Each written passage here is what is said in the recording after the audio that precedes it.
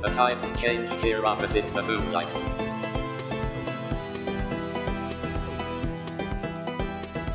Squids walk on land and underground.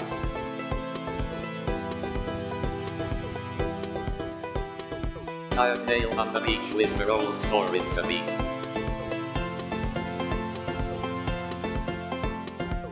Hold me here, sound asleep. With the dream until I am rusty.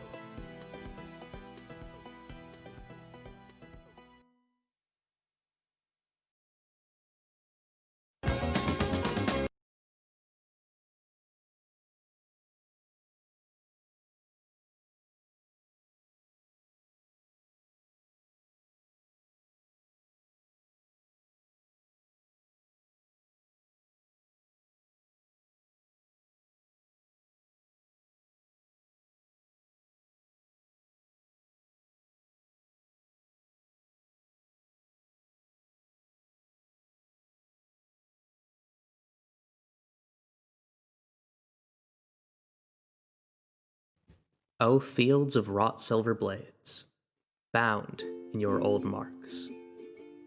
O shadows under the prime square, where sluglings grow and howl. O automatic architecture shades, spires of metal where children climb. O 8 miles in the glass desert, where you drink from ceramic bowl. O the purging crusades, blood flowers neath their bones. O the birds of the afterdeath, red-winged, vast fowl. O you who place hearts and spades, who see all from your citadel. O children of the Potentate, did we somehow run afoul?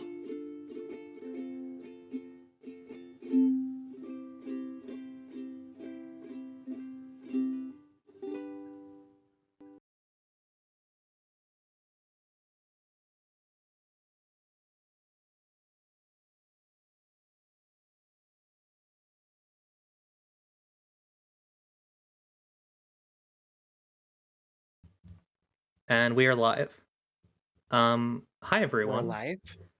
We're live, alive, and welcome to It's Up to You, really, the first ever actual play of Zombie Survivalist Second Edition, a powered by the Apocalypse game by used to be just Cody, Hawley, and Riley Hopkins, but now Riley Hopkins, Nick Walker, and Cody Hawley. My name has changed since the last time we did this.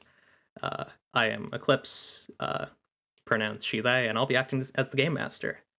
Rosie, please feel free to introduce yourself.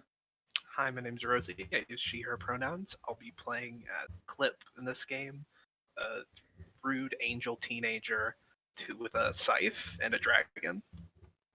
Cool. Minty, feel free to introduce yourself. Hi, I'm Minty, or Adora. I use she, her, and dame pronouns, and I'm going to be playing Riso. Just kind of a bird version of Cooking Mama, who just really, really likes to cook, and there's absolutely nothing mysterious or sinister going on in her backstory. None at all. Yeah, Steven, feel free to introduce yourself. Hi, I'm Steven. I use any pronouns. I'm going to be playing Tark, who uses they, them pronouns. They are a little lizard friend, recently arrived in Prime Square from Hole, and is trying to figure out how society be doing, because Hole is a weird place. Yeah. You might be wondering. Big their mouth is. Look how big Tark's mouth is. Look how big my mouth is. Holy shit, that's a big mouth. You might be wondering. Somebody call Netflix and give us a DMCA strike, I guess. And now for our final party member, Nick Kroll, joining the show as Big Mouth. Hey, it's me, Big Mouth. So you might be wondering, where is Acerola and where is Garble Sand? So those who are in my Discord will know that Cassie is not going to be playing with us anymore. I assure you that everything ended on good terms. And Audiovore, Garble Sand, will be in this disc in this season of It's Up to You, really. He will just not be here for this session and the next due to other obligations. He's DLC, really. Yeah. You gotta wait until episode 3 to really get to the interesting stuff. It takes 60 hours, and it's up to you really to really get to the interesting content. The first 2 episodes can be 60 hours? No, they will not. It's a lot. It's a lot That would of be very role-playing. long. No, as usual, only 3 hours with breaks every mark of the hour. So those who have not seen this before, they really haven't patched Garble Sands. Are you kidding? Yeah. For those who have not seen this before, It's Up to You, really. We are playing a game, as I mentioned previously, Zombie Survivalist Second Edition, which is a I would say kind of an optimistic, community-oriented post-apocalypse game with zombies in it, but they're not really the focus, entirely. We're playing with a few modified rules that I'll get into when that's necessary. And we were playing in a setting called Leaving, which is a magical place that used to be ruled by a sort of theology called the Potentate. The Parliament, which was controlled by the Potentate. The Parliament sort of fell into disarray when their speaker, who was kind of their leader and also the voice of the Potentate, died, and all of the weird kind of scaffolding that he had created out of a special material that only he could create vanished. And so the structure, the physical infrastructure of this theocratic fascism immediately vanished, and the Parliament itself was sent into disarray, and people like Clip, Riso, Tark, and other characters who we see in this game have worked to pick up the pieces and turn that into something livable, and something that actually benefits people. But also there are people who are looking to take advantage of this instability, and live their most terrible fantasies. That said, this is a very light game. This is very Adventure Time, but slightly darker in some places vibes. But yeah. Also say fuck, which they couldn't do in Adventure Time. Yeah, we can say that. Well, they could, but they were cowards. There's actually Finn saying that in a storyboard, but they couldn't. I love that picture. It's just, what the fuck? It's so funny. But yeah, so last time, the party returned from an adventure to the Sable Sanctuary to get a ukulele for... Oh, no, sorry, it was a banjo. It was not a ukulele. Banjo Pete. Yes, to get a banjo for Banjo Pete, whose pronouns are Faye, Fame, Fairs. Seth Rogen's Adventure Time. Seth Rogen's Adventure Time. Yeah. To get a banjo for Banjo Pete from a character named Jack the Coyote. They brought it back, and then a couple of things happened. Let's quickly go over that, because I feel like that's probably important. So, that might be in my private notes. I don't know why it is. Yes, okay, so there is a building, I think on the east edge of town, called Sloan Surf and Turf's Grill and Serve, which had a fire in the kitchen. There was an attack in the beginning of last season, where the Prime Square was attacked by a person from a place or a faction called the Caravel Swamp Gun Club, and Grendis and Banjo Pete. Grendis is sort of a town defender, or at least that's how they see themselves. They have a cool shotgun arm and a weird green robot mask. And Banjo Pete are disagreeing about the gun club. Grendis wants to go and show them a lesson. Banjo Pete wants to try and, employ diplomacy. A parliament compound under Prime Square has opened up, and no one really knows what's inside it. There are strange figures occupying a black dome to the south of Prime Square. One of the major inhabitants of Prime Square, Bright, who's actually an ancient sort of demigod figure, he's kind of like a prophet, I would say. He's also a swordsman. He killed the speaker, the parliament speaker. He has left Prime Square. No one knows that he's Lithune. Everybody thinks that he's Bright. Well, I mean, I'm sure there are people who have their suspicions, but effectively everyone treats him as Bright. And despite all that, the vibes have improved. Things are feeling better in Prime Square. I kind of like the idea. So, I kind of want to start by focusing on Tark, because you're kind of the new arrival, and based on like the statistical changes that we'll get into to the community, I get the sense that Tark has like brought something to the community, like in their coming. So yeah, just to start out, do you want to just talk a bit about Tark, Steven? Like, first impressions, or even if you want to give like a bit of background. I actually was going to ask a question. How does one like come to Prime Square? Because I think what Tark would do is show up and immediately try to improve something. My thought for the statistical changes was that Tark shows up and says, "Okay, I need to be useful," and immediately get to work on something. But I don't know what the sort of process of arriving there. Obviously, they're not just going to sneak in and fix something. So how do you greet visitors? Yeah. Rizzy and Minty, do you have any thoughts on that?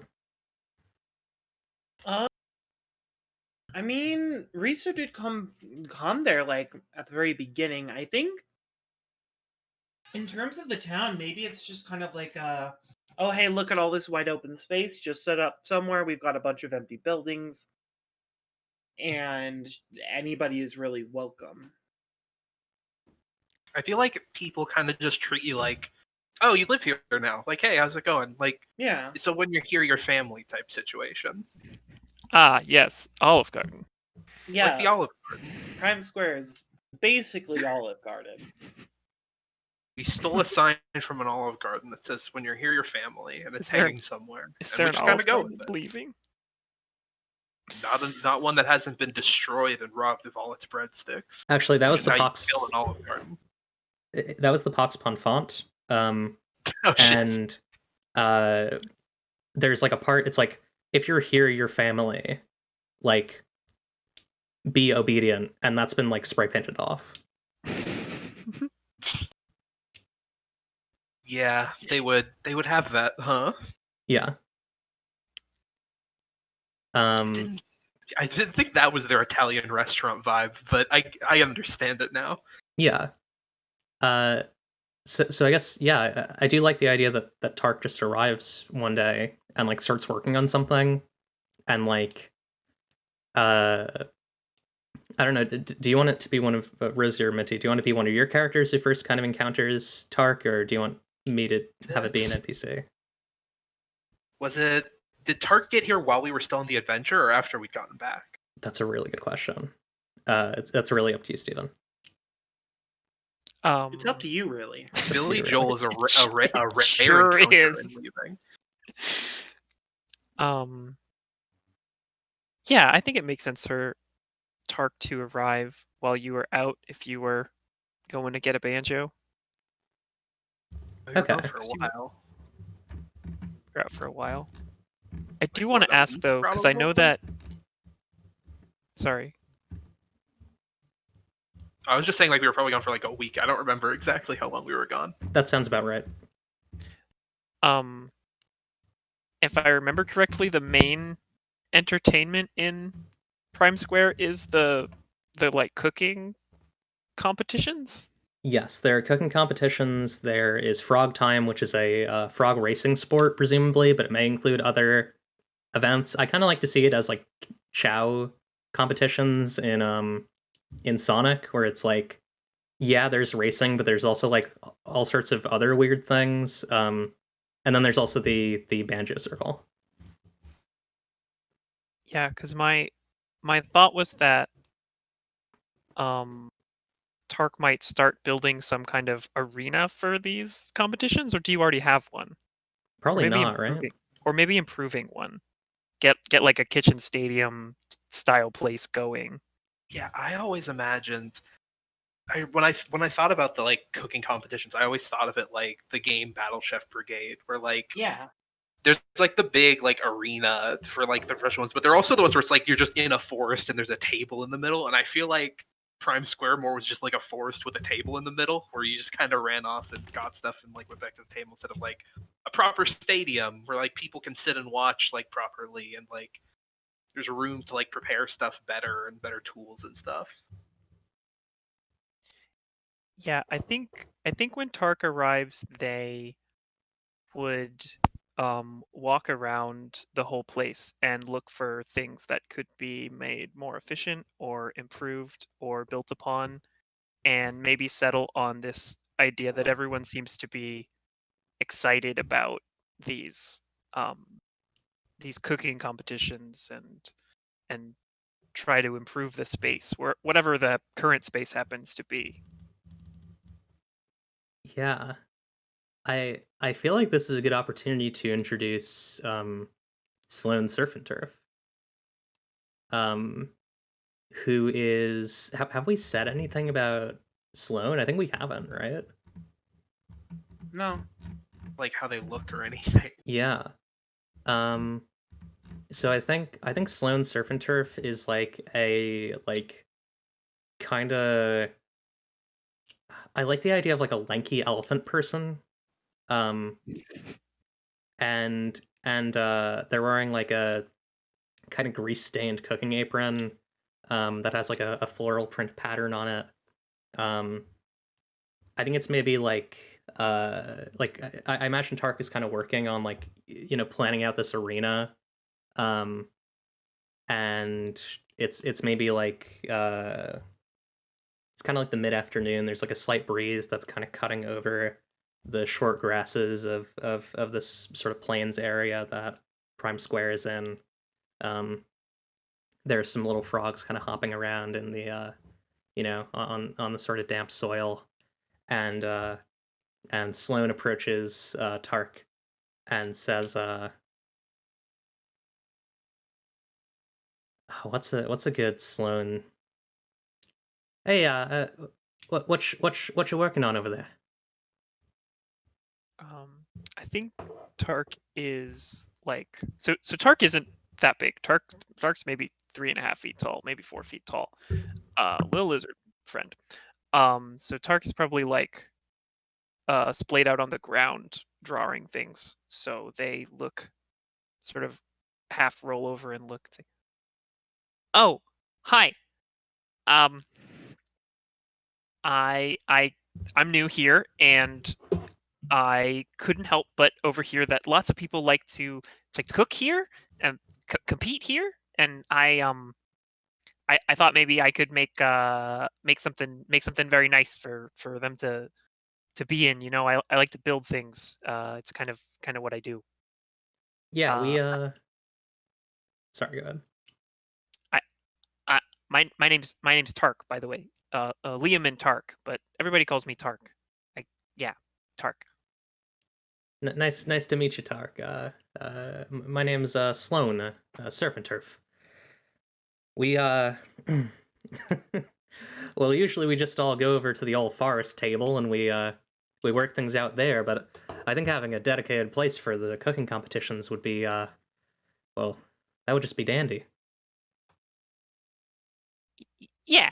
I think it'd be really cool, and you could have different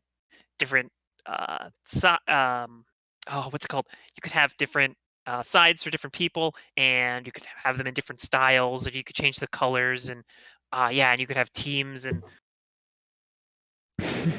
yeah, I think it would be very very interesting. I don't want to like I said, I'm new. I don't want to just show up and, and build a structure in your community. I was gonna try and run it by some people first, but I got kind of distracted by the diagrams. Yeah. Uh, is there someone I should ask? Someone in charge? I think Tark is just kind of like looking out towards like the kind of radiant orange, or I guess in this time of day it's probably like yellow here. Um, just kind of looking out at like the heart sun in the distance and says, Tark, you're from Prime Square. You can do whatever you want. I'm. I mean, I was born in Hole. I don't know that I'm from here. I'm not sure what you mean. I'm just saying, as long as you're here, you're you're kin. You know, you're part of us. Uh, oh, oh, oh, okay. So I don't have to. Okay, so, okay. Okay. The only one who's gonna probably yell at you is Grandness, but don't let them threaten you. They're annoying. And besides, we keep them occupied enough with our with our shenanigans. Which one is that? The one with the shotgun for an arm. They got a green mask. Okay. Yeah, you'll be all right though. Don't worry about it. I'll if they cause any trouble, I'll go tell them what for. Okay. I'll Okay. So so there's no one in charge? Yeah, no one really in charge around here. What, is there someone in charge around Hull? Yeah, lots of people. Huh. We got the whole and they they sort of put their hands, sort of move their hands up like they're trying to mime a ladder. There's the whole, chain thing.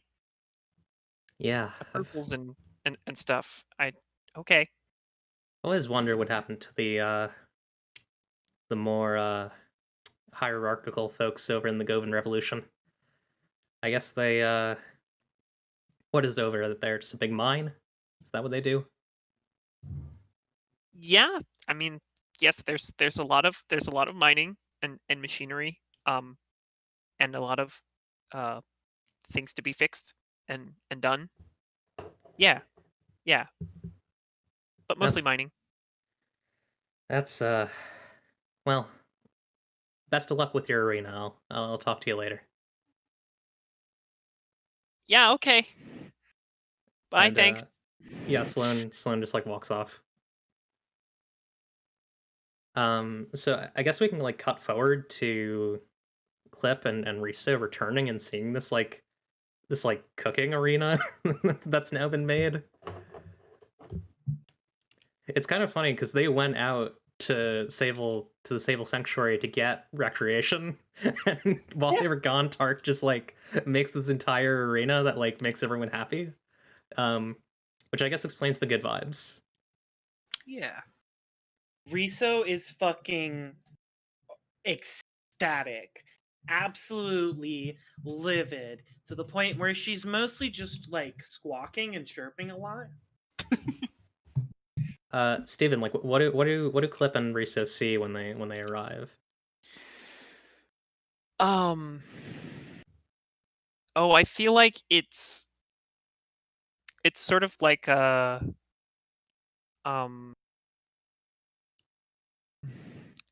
I don't know how big it can be is the problem. How much space did I have to work with? It can be big. It's like an open. I mean, like so much of this space wasn't used already, and then like a lot of it got destroyed. A lot of the actual stuff got destroyed. So there's like a lot of space that's just like rubble or open field. Um, so yeah, you have a lot of space. I'm imagining like a sort of like a newer Pokemon game style building where it's sort of a square with rounded off corners, and it has that like and it has a little like poofy roof, and then there's a circle with a ladle and a spatula crossed over the door. Oh, that's fantastic. Yeah, so Riso is excited. Like, she doesn't even have words. She's basically gone like full nonverbal here, and it's just making bird noises. She's so excited. Yeah, I imagine by the time y'all arrive, it's like done basically, right? Like I don't know if is Tark there. Probably. I mean, yeah, probably there, doing things. They try to keep busy a lot, so they're probably like fussing over small details at this point. Yeah, like the neon on the sign should be at like 57%, but it's at like 32. Yeah, making sure all the bolts on the tables are tightened and all that. Yeah. So yeah, I think like seeing this arena. What is Tark doing like right as they arrive?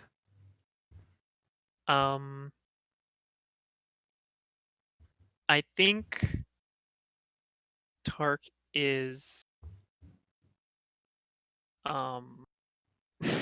I think Tark is polishing the door handle, the front door, as like a finishing touch. Yeah. So yeah, you see Cliff and Risa see that and see a new friend in town, and this fun little lizard person with a cool flappy mane and one kind of armored arm. Or actually, would Tark be wearing their armor right now? Probably not, because it's probably hard to move in because it's just like a bunch of scrap metal. So probably not wearing that. But yeah, so Tark just wearing their little tool bandolier and the sort of white flowy desert shirt that they have, and their little lizard frill is kind of down, and not like big and engaged because they're just sort of working. Cool. Yeah, you Holy see shit, a new You person. built this in a week?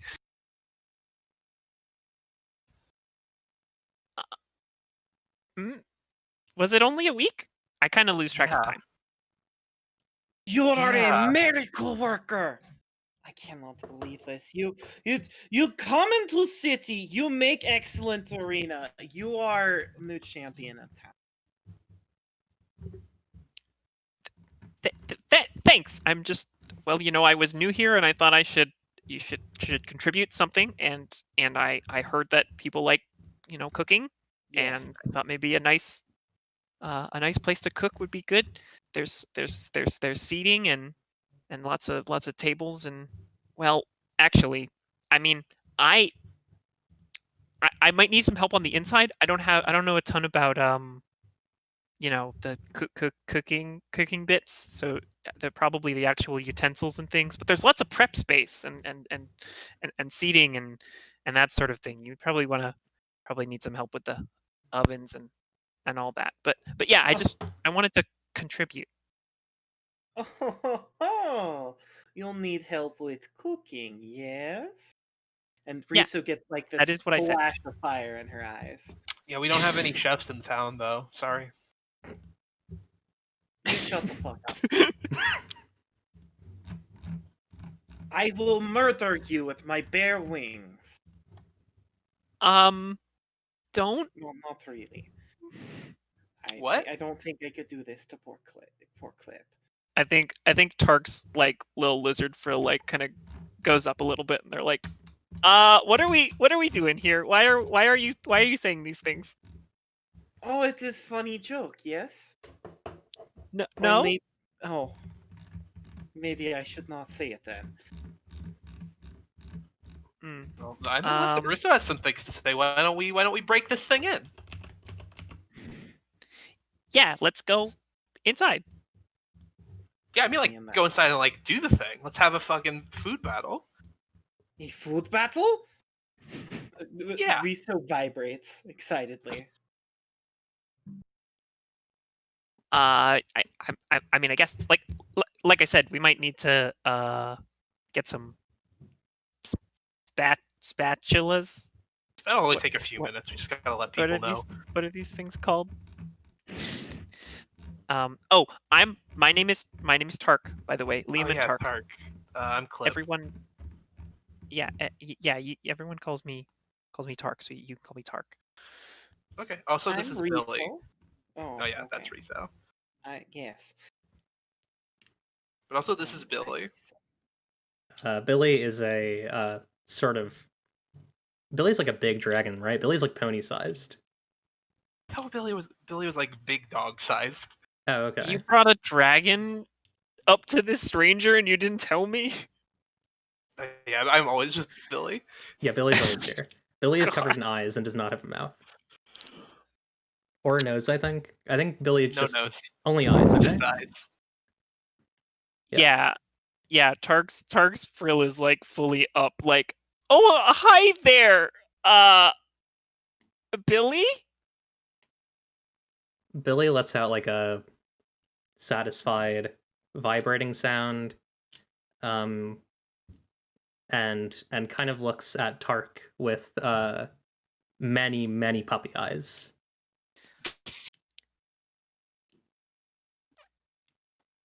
This is a very strange place. Yeah, welcome to leaving.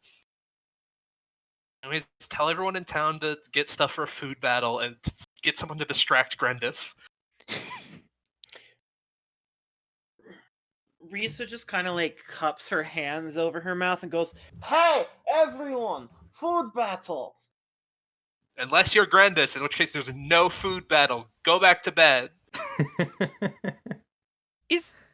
This is the second time I've heard about this Grendis person. Is she a problem here? Yeah, they're fine. They're whatever. Just there's just a fucking wet blanket, okay? With a wet blanket with a shotgun arm. I just it seems troublesome. Who's a wet blanket with a shotgun arm? Oh! Every time I say it, they're right behind me. Grendis pulls up behind you. They have a sort of welding mask over their face with like this green light kind of pouring through like a slit where the eyes would be. And they're wearing like a cool black jacket. And they have a sort of black with like, I would say probably like an oak wood grain shotgun. Yeah, instead of one of their... It's not their entire arm. It's like it's usable, right? It's not like it doesn't start at their shoulder. It starts at like their elbow. But yeah, they're kind of just like staring down at you all. Like a Mega Man arm. It's a Mega Man. It's a arm Mega with Man a shotgun. arm with a shotgun. Yeah. Hey, Grendis. We're back. Hey, Grandis. Yeah. Hi. It appears that you immediately started talking shit about me. Well, you came up. That's I- not really much of an excuse. Hello.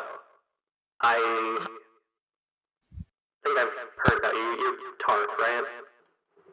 Yeah, Tark. Yes.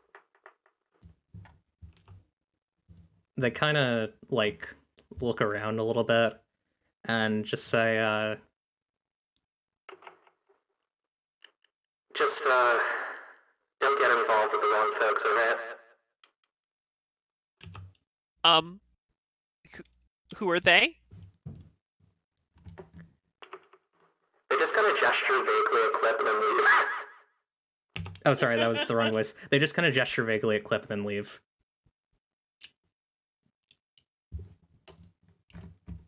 Yeah, whatever. Let's do the fun thing. Is Grendis in charge? Nobody's in charge of leaving, or not in Prime Square.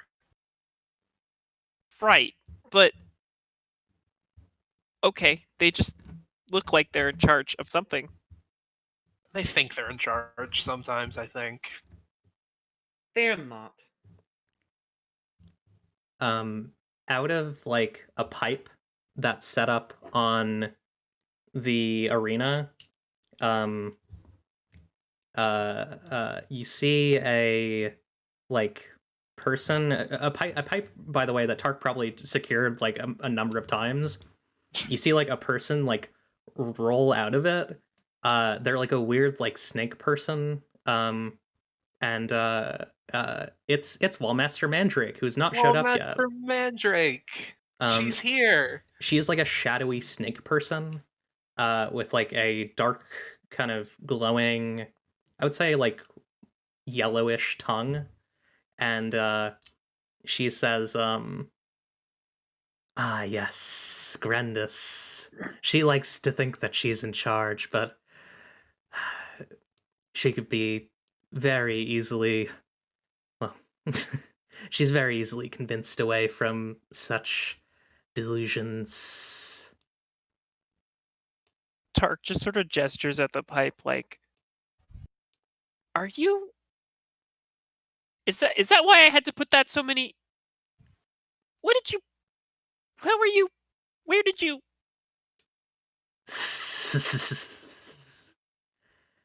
You know, back before the speaker died, I would go to their old capitals and fortresses, and I would roll along those now gone scaffolds. There is very little that can keep me. I see. Is that going to affect the infrastructure of the building? Because I don't think I accounted for people living in the pipes. I don't know if there are codes for that. So I just don't want it to fall down. I don't want the heat to be broken. There are a lot of things I didn't consider apparently. Do not worry. I am very slight. Okay. Okay. Sure. Okay. Sure. She basically like rewinds back into the pipe. Like she goes like basically the same way that she went out back in. And you hear like a slight sound, but it's like it's like steam coming out of a kettle but quieter. Like as she kind of moves away, and then it's silent.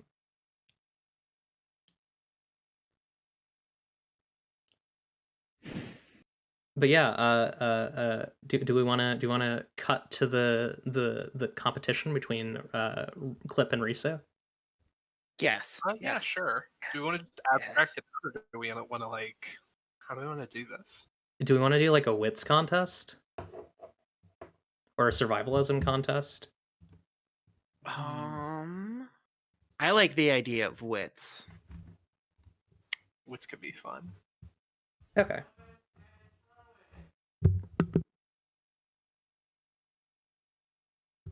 All right. My dinner is ready, but I'm gonna eat it when we do our break. Okay. Yeah. So let's have Riso and Clip both roll wits, and then we'll see which is higher.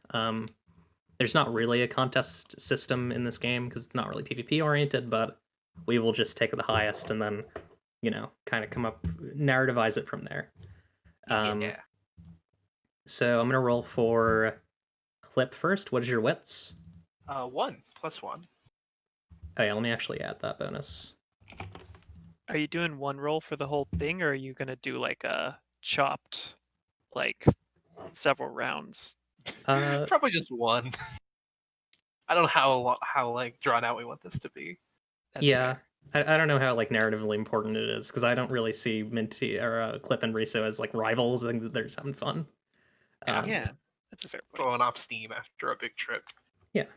Okay, so Clip has a 6. And- Riso has a +3. Oh boy. And Riso has an 11. So 6 versus, or sorry, 10. 6 versus 10. So what sort of dishes are Clip and Riso making? Like, I feel like it's like one dish each. I feel like that's a good way to simplify it. I'm trying to think like my favorite Battle Chef Brigade dishes. It's making me just want to play Battle Chef Brigade again. I think it's probably like I think Clip made like ribs from something. Maybe frog. Do frogs have ribs? Probably very small ones. I mean like giant frogs. Oh, like big Big frogs. monster frogs. Yeah. Not people frogs. Those are different. I mean like monster frogs. Yeah, I'm down. So at first, you look at what Riso is making, and you think, "Ah, she's just making another cake, isn't she?" And then, like, she throws out 3 bowls of like a mushroom risotto, and people are like poking at it with forks, and it's like, "Oh, Rizzo, you nasty! Oh, holy fuck, this is actually not cake. It isn't cake. What? It's not cake." What is it then? Is it like savory? Yeah, it's a savory mushroom risotto. That's beautiful. Yeah, it's amazing. Like, you see like Riso like making like the fondant on the bowl, but it's still like actual mushroom risotto. Is that what you're implying? Yes. That's And so then good. after you're finished in there, you're like, "Oh, all right." And then you kind of like put your fork a little bit deeper in the bowl. Surprise, the bowl is made out of fucking cake. Oh, damn. Damn it. Always gets us. Can I offer another twist? Yeah. The cake is savory. Yes. How does she do it? How does she do it? Lots of rice. Lots of rice. Who is judging this?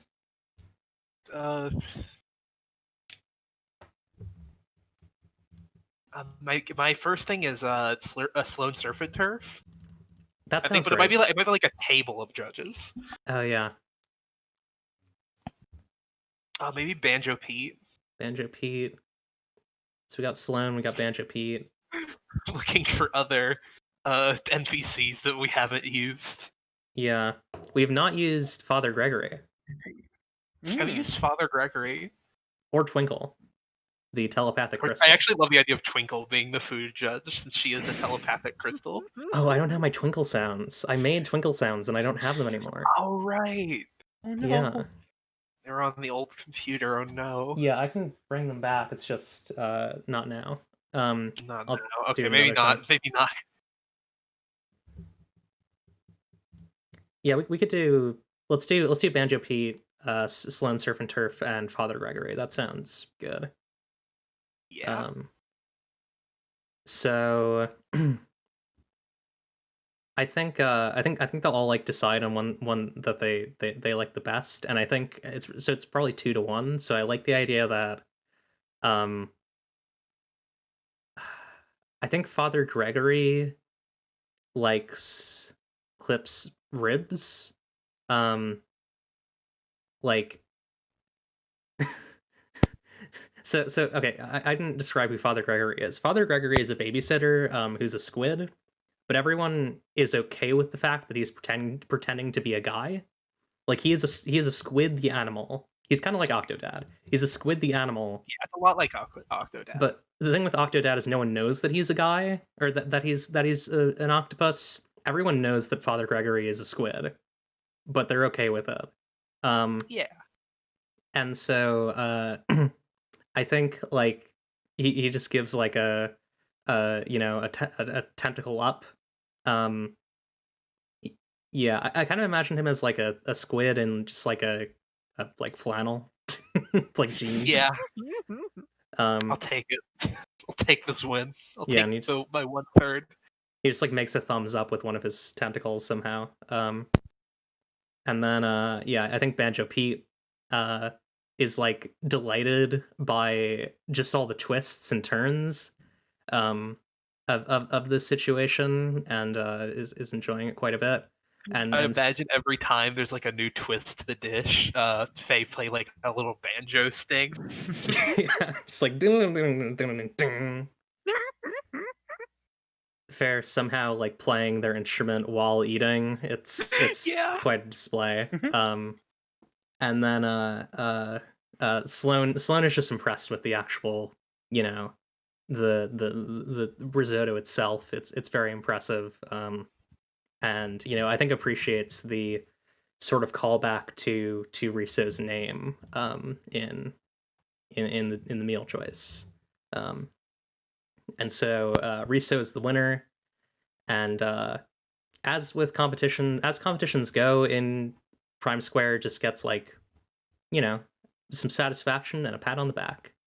You know, they're not cash rewards in Prime Square, but I think Riso is able to feel, you know, pretty happy in what she did for the rest of the day, and I feel like Clip is probably also able to, you know, she was able to like go toe to toe with the town chef. Yeah, it's fun. I got to kill a big frog. Yeah.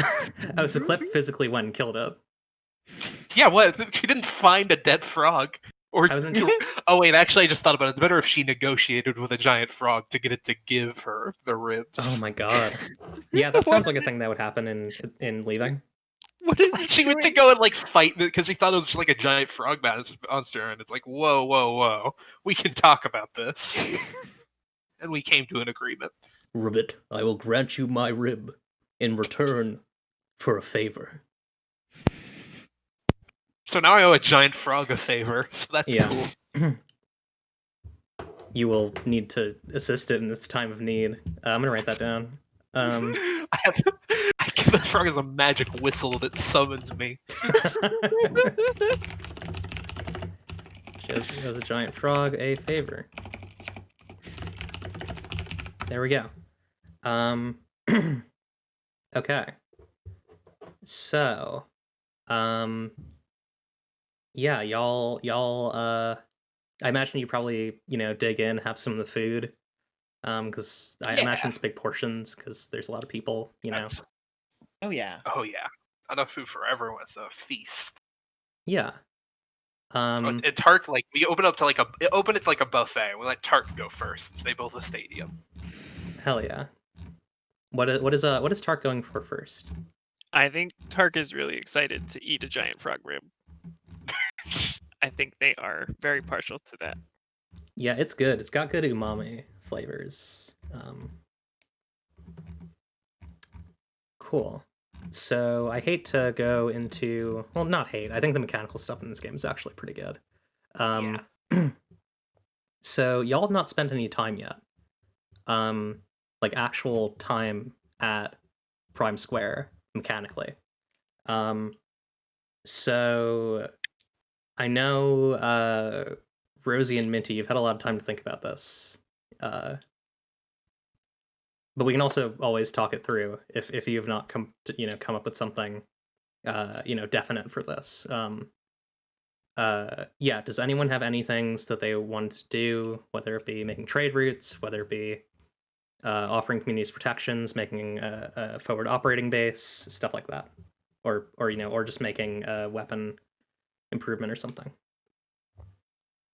I'm thinking. I don't think I have like the resources to do any of like making stuff, but I think I want to get some armor. I think it's finally time to stop being brave and get armor.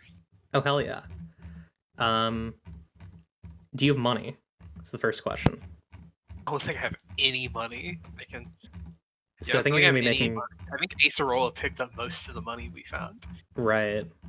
So you're probably gonna be making your own armor. Probably.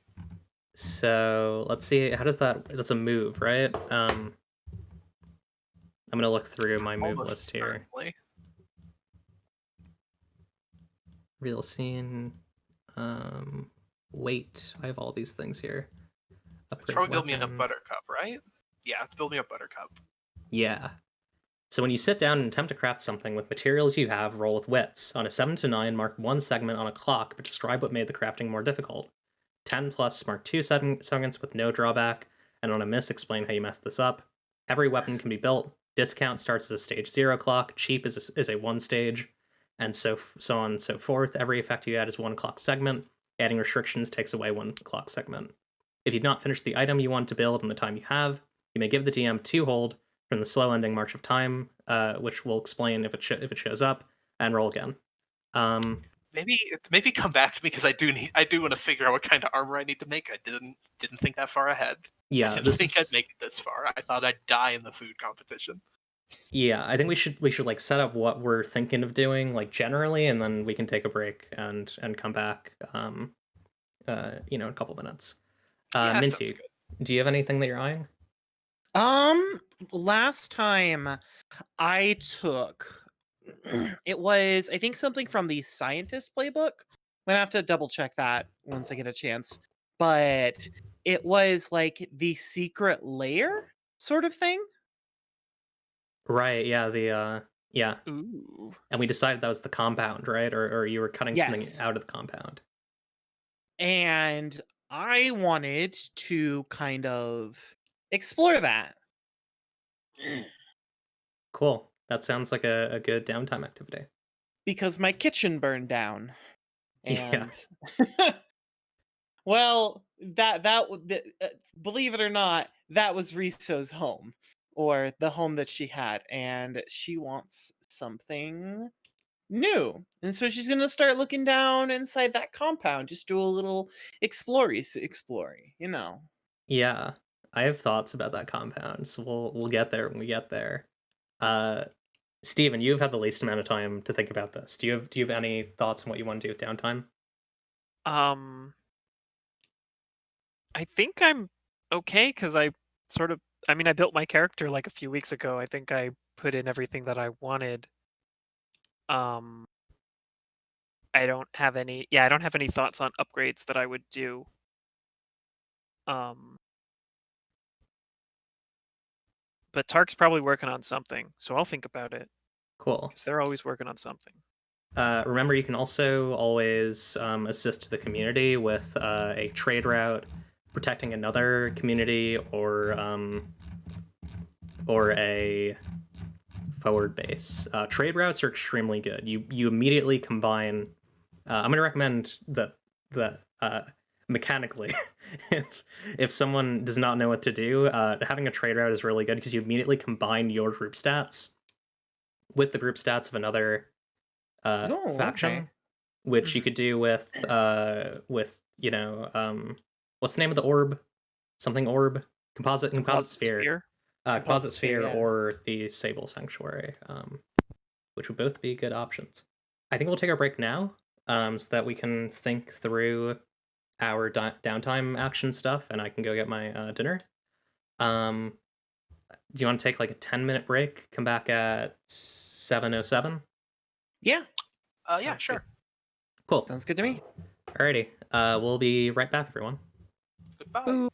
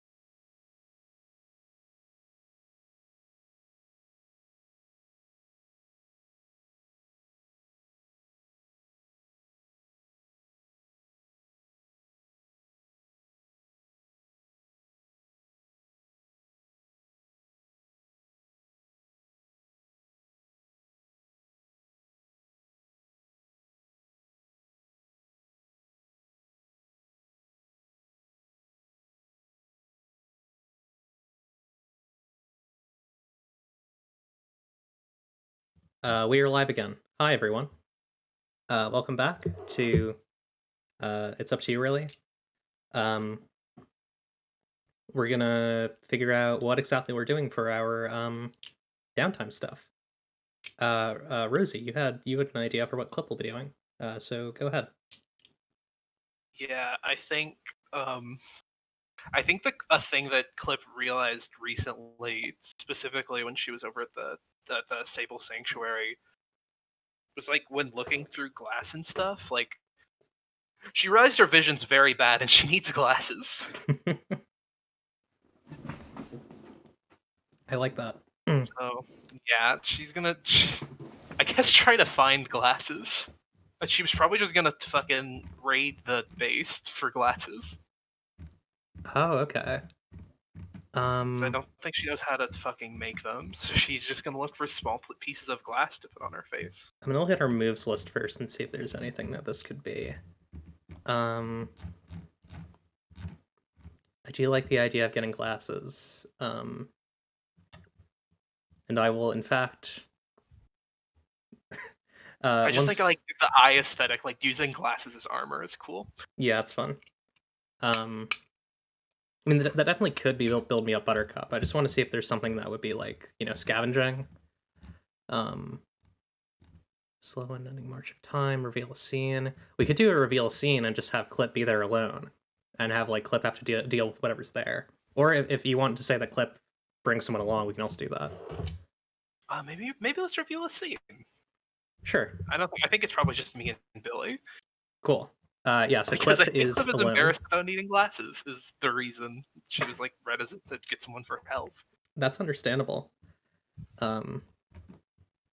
Glasses are very cool though, and it's cool to have them, and you should wear them. I was planning for the drawback on this item to be tacky because they looked fucking dorky glasses, and she doesn't want to be seen wearing them.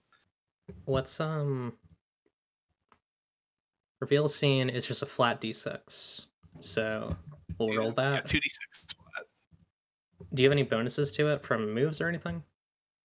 I don't think so. I don't think I'm doing anything. I don't think I'm doing anything in defiance of traditions of Prime Square. Is going inside the place like particularly taboo? That's a good question. Huh. I mean, like, is Grendis like, we shouldn't fucking go in there? Like, don't go into this place. It sucks. I kind of like that idea, actually. I like that. I like the idea that, like, maybe not even just Grendis. What if like Banjo Pete is also like, oh fuck, you don't want to go in there. You're not gonna like what you're gonna find in there. Yeah, okay, fuck it. Then I have a move called Menace to Society. You and other people who can't just enjoy things are adept at destroying corrupt industries. You gain lift when you act in defiance against any tradition or value the group base holds. Okay, what is lift again? I need to remember. Lift just raises it a stage, like a fail to a partial success to success. Okay. Lift is currently underneath the dice, and I need to figure this out so I can show it. Here we go. Okay. So yours was a fail. Yours was a 6. Yeah. So it's a partial success. We both gained 2 hold. I'd love to hear your hold first. I want something valuable is here, and I want someone has been here before you. Fun.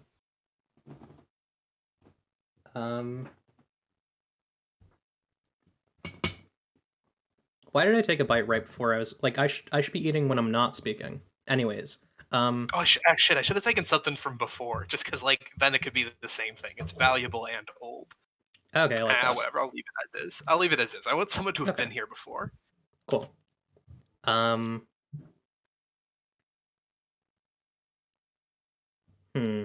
Somebody's been here before you. Something important to someone is here. And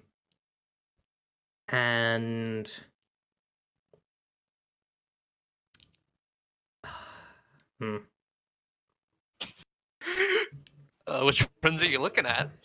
I'm just looking. I'm just being thorough, Yeah, something important to someone is here, and I think a danger appears. Oh no! So the way that I imagine this compound looking is like, because I think did we say it was under the Pox Ponfon? I genuinely forget. Or was it under like the like old facilities, like in the area? Because like the way I imagine Prime Square being is like all the buildings are just like the ruins of like workstations and stuff that were like surrounding, and like sheds and stuff like that. Um, Maybe some residential buildings for like workers. Yeah. So yeah, I imagine it's probably under like some sort of like old generator building or something that like powered the like, you know, machine itself, the Prime Square, this like black cube. And it's kind of just like these like it kind of just like transfers suddenly from like gray concrete hallways into like these like arched these like kind of arched hallways of like red metal that like shines so sort of strangely. It's made of like almost like coils of red metal that shines so strangely that it looks like muscle. Um and I think someone has been here before you. There is a hmm. I'm split on which direction I want to take on this, because there's some ideas that I kind of like here. Um, yeah, I I don't know. The thing that I'm about to do feels obvious, but it also feels right. Um, so I'm gonna do it anyways. There's a tatter of like yellow cloth, um, in this place, and it appears to have like some like dark, kind of deep gray blood on it. Um, or some sort of odd fluid that's deep gray, but it's like so thick that it looks like blood. Um, and right next to it, uh, there's kind of this like weird, um, like pale person, um, seemingly dead folk. That's what we called them, right? Dead folk. Was that Corpse folk. corpse folk? Seemingly a corpse folk. This kind of like tall, bulky corpse folk who's just kind of like hoarding this like pile of things, including this like tatter of cloth, as well as a pair of like yeah, I'll say that I think like you've probably looked through a lot of stuff, like that's kind of just junk to you. So at this point, this is like when you find the glasses, which is why we're looking at this scene in particular. I felt like I had like a pile of like glasses that just weren't prescription or didn't fit right. Yeah, this is like the perfect pair of glasses. We can tell like the light in the room hits it just right, and like the camera focuses on them. Like, oh, these will make you see so good. Yeah, and I think it's pretty clear how this creature got in here, because like this compound is not totally contained. Um, there's like a hole in the wall that's leading out to, I think you're like pretty deep. It's like leading out to like a like rocky coast that's kind of on the um actually I need to look at the map. How far would that be? I Because don't. that might be We're ridiculous. pretty far from the coast. That's like at least half as far as like the trip to Sable Sanctuary, isn't it? Yeah, I think it's actually looking up to um like a small like rubble field like right before the wheat farm to the west. Um and yeah, you just see this corpse folk like kind of squatting over its things. It's like a smart corpse folk or not? This one does not appear to be smart. I mean, maybe there's some intelligence left, but like uh whatever intelligence is there is like mostly focused on keeping an eye on these things. It has not noticed a clip yet, though. Oh. I think I'm just gonna try and get the glasses and run. I don't want to kill it. It's not doing anything. Okay. Let's see. What move could that be? So I feel like you You got to It's definitely got to be a move. I can't just get away with it. Yeah. Could it be flirt with disaster?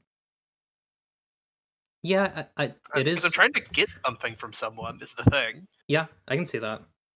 When you charm, connive, or try to get something from someone, roll with a lure. On a 7 to 9, you must pick one from each list. On a 10 plus, pick one with no but. On a miss, choose the play along and 2 negative options. My lure is 1. Okay, let's give that a shot. There is 1, so we'll put 1 in here. Boop. And 2 die. That's an 11. That's solid. Shit. Okay. Pick one with no but. Okay. I mean, there's that one that's like I'll give it, but I guess like the thing I want from them is to just for them to just stay put and not notice me and let me take this thing. Yeah, I think So I they'll guess- play along is like effectively that. Yeah, that feels right. They'll play Yeah. along. Yeah, I'm down for interpreting moves like that in that way because it's I fun. like the idea like they'll play along means like they notice me but they just don't do anything. That is, yeah, I like that a lot. I think I just closed my dice roller, but it's fine. I'll fix it. Okay, that's not working anymore. Oh, there we go. Okay, cool. Yeah. So Clip manages to get this pair of glasses from the depths and avoid this danger. I do think that takes time though. I do think that's like your Absolutely. downtime action for like this chunk of time. What is Riso doing? Riso wants to explore the what was it called? The compound, right? Yes, the compound. Just kind of like look for something, not necessarily like anything in particular, just kind of like wander, get a little lost. Yeah. I mean, presumably this is going to be your setup for getting your lair, right? Yeah. So yeah, I mean, I think you can probably tell me like what does Riso find in this place that works well as a lair? I think what Riso really wants to find is a place where she can practice more cooking magic with the book. Okay. And something that is like secluded enough, not to like that nobody will ever find her, but she will know when somebody is coming and she will have time in order to hide things. Yeah. I have an idea to make this really a lot. So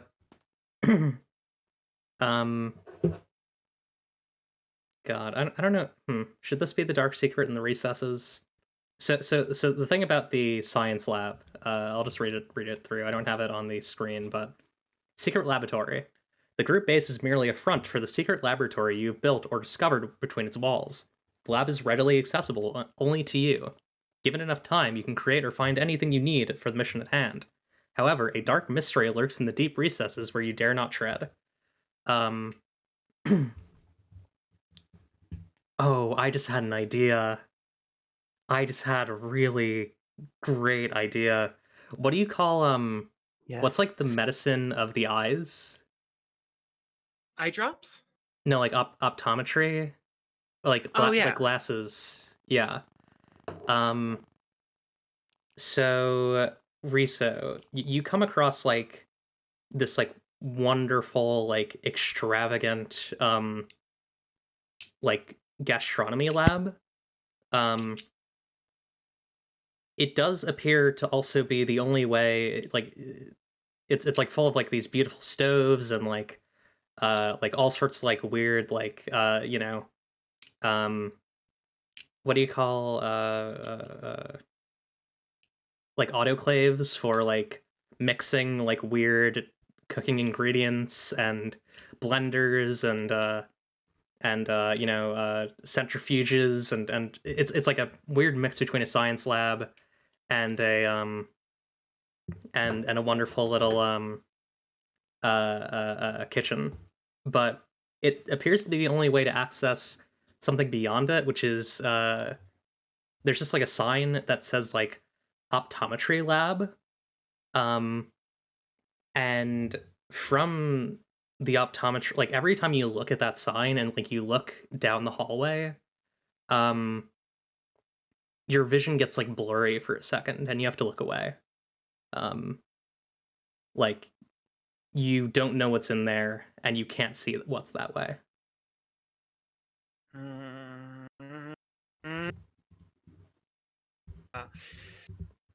You got your lab. Riso will just kind of like stare at this like hallway before she has to look away, fold her arms, and then stare at it again and then look away.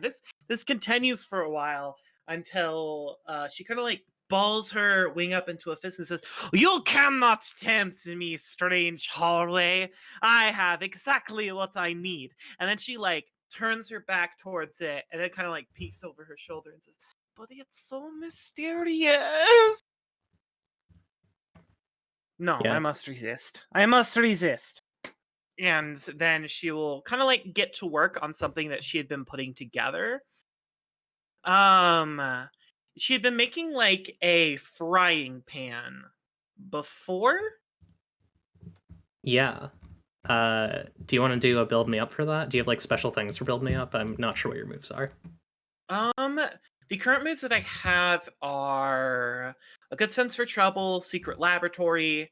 There's routine maintenance, and then a person of talent. You can build luxurious and expensive items.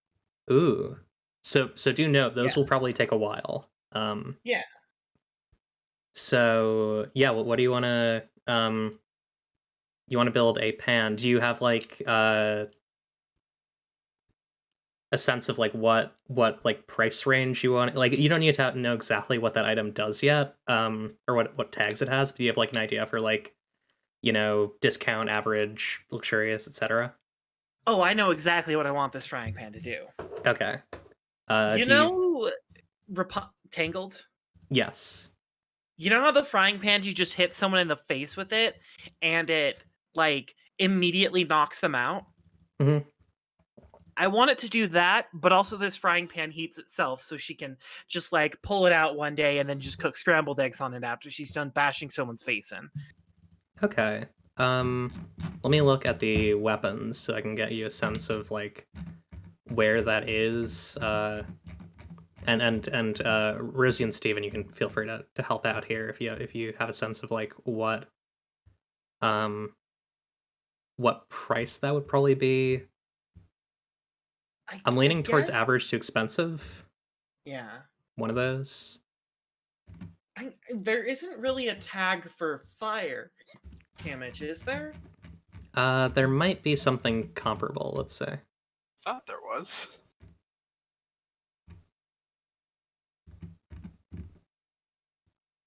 Stat boost, silenced, stun. There's a stun tag. Yeah, so I was thinking stun and then something fiery. I guess energy. Blast. Or blast, yeah. Yeah. Blast is gonna hit you. Oh right, It would hit you, since blast is more for like a grenade type thing. Automatic bleed. We could do bleed and just say that they're being set on fire. That's true. Yeah, sorry for those who are watching. We're looking at a big list of tags here. It's a cool list of tags. Buy Zombie Survivalist Second Edition and read the list of tags. They're all very good. Radiant. This game is worth it just for the list of tags, IMO. I agree. I mean, there's a deeply chaotic part of me that very much wants to throw a frying pan at someone and then the frying pan just explodes. But like the frying pan is still there afterwards, and then you can just kind of pick it up and then cook some eggs on it or something. But I think the one thing that I want to start it with is probably stun. Okay. So that probably just sounds like an average or cheap, right? Mm-hmm.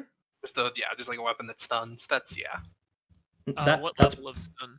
that's true. Yeah. Which level? Because it's 1 turn per level of stun. Oh yeah, what level? Oh, probably. Oh God. Say 20. Oh, Say 20. I say read 30. these back in October. Probably about 2 for right now. Okay, that sounds like average to me. Yeah. Like a probably like a 1d6 or 1d8 damage weapon. Probably 1d6 because it's like a smaller thing, and then 2 rounds of stun. That sounds good. So I believe that's three stages, right? For that sort of item. Is that correct? I already have the frying pan itself because I made it back when we. Oh, where? Oh, you're doing an upgrade then. That's different. Yeah. Okay. So we need to go to. Hang on, I have that in my moves list. What does this make the numbers go up? Yeah. Here we go. Make the numbers go up. When you've spent time with and learned the ins and outs of, or figured out how to use it, figured out a new way to use a weapon, you may improve it through mystical, technical, or physical means. So you're spending time with this weapon. Basically. You can spend an advancement and roll 2d6 flat. Do you have an advancement for it? No, but I'm very close. Okay, well, we'll just say that whatever your next advancement is, you can use it on this. Yeah. On a 7 to 9, add an effect to the weapon. On a 10 plus, you made two effects. On a miss, you still add an effect, but explain how it's janky and add a restriction to it. No matter what, explain why you added it and what the addition looks like. So yeah, give me that. What's your Oh, it's 2d6 flat. Do you have any bonuses to it, or it's just 2d6 flat? What is the roll? Is there like a stat associated with it, or? No, it's just a flat 2d6. Okay. I don't think the Tool Lord gives you anything for that. Cool. I do want to say a couple of items that have stun 2. Most stuff just says stun 1, but a couple things that have stun 2 are an electric coil rifle and a frisbee. Oh. Lycius, thank you for the raid, by the way. I love this game. Yeah, very good. So we'll raid. We'll roll 2d6 flat. We're currently in downtime, just figuring out what everybody wants to do with their downtime in Prime Square, the lovely little town where everybody can be. So we're gonna roll 2d6 flat.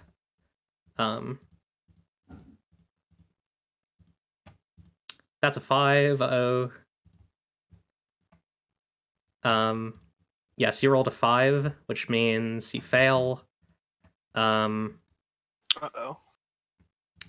So that means you still add an effect, but you explain how it's janky and you add a restriction to it.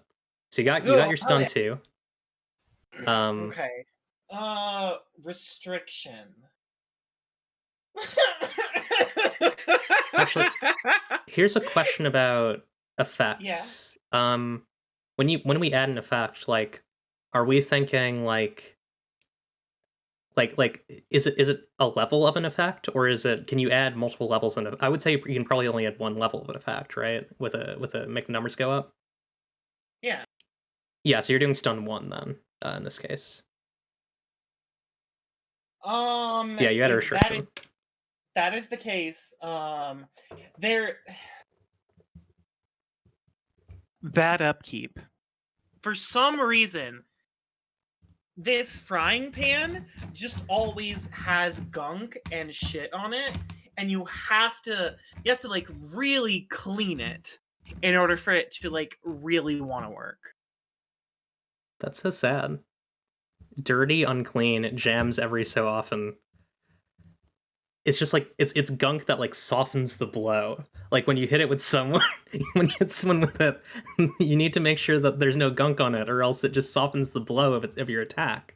It's so sad. Isn't frying pans the thing where it's like you don't like clean them a certain way, or it's bad? So cast iron pans, yes, but this one isn't necessarily cast iron. We're not that cool yet. We have to level up a few more times before we unlock the cast iron pan. Are we getting into like bourgeoisie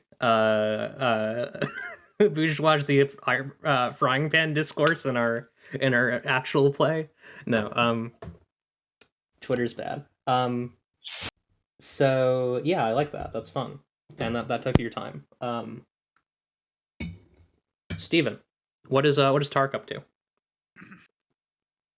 I think. Okay, I need to make sure I wasn't muted.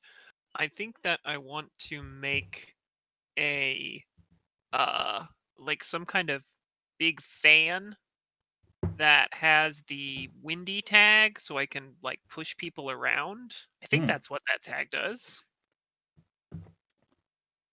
Is that what that tag does?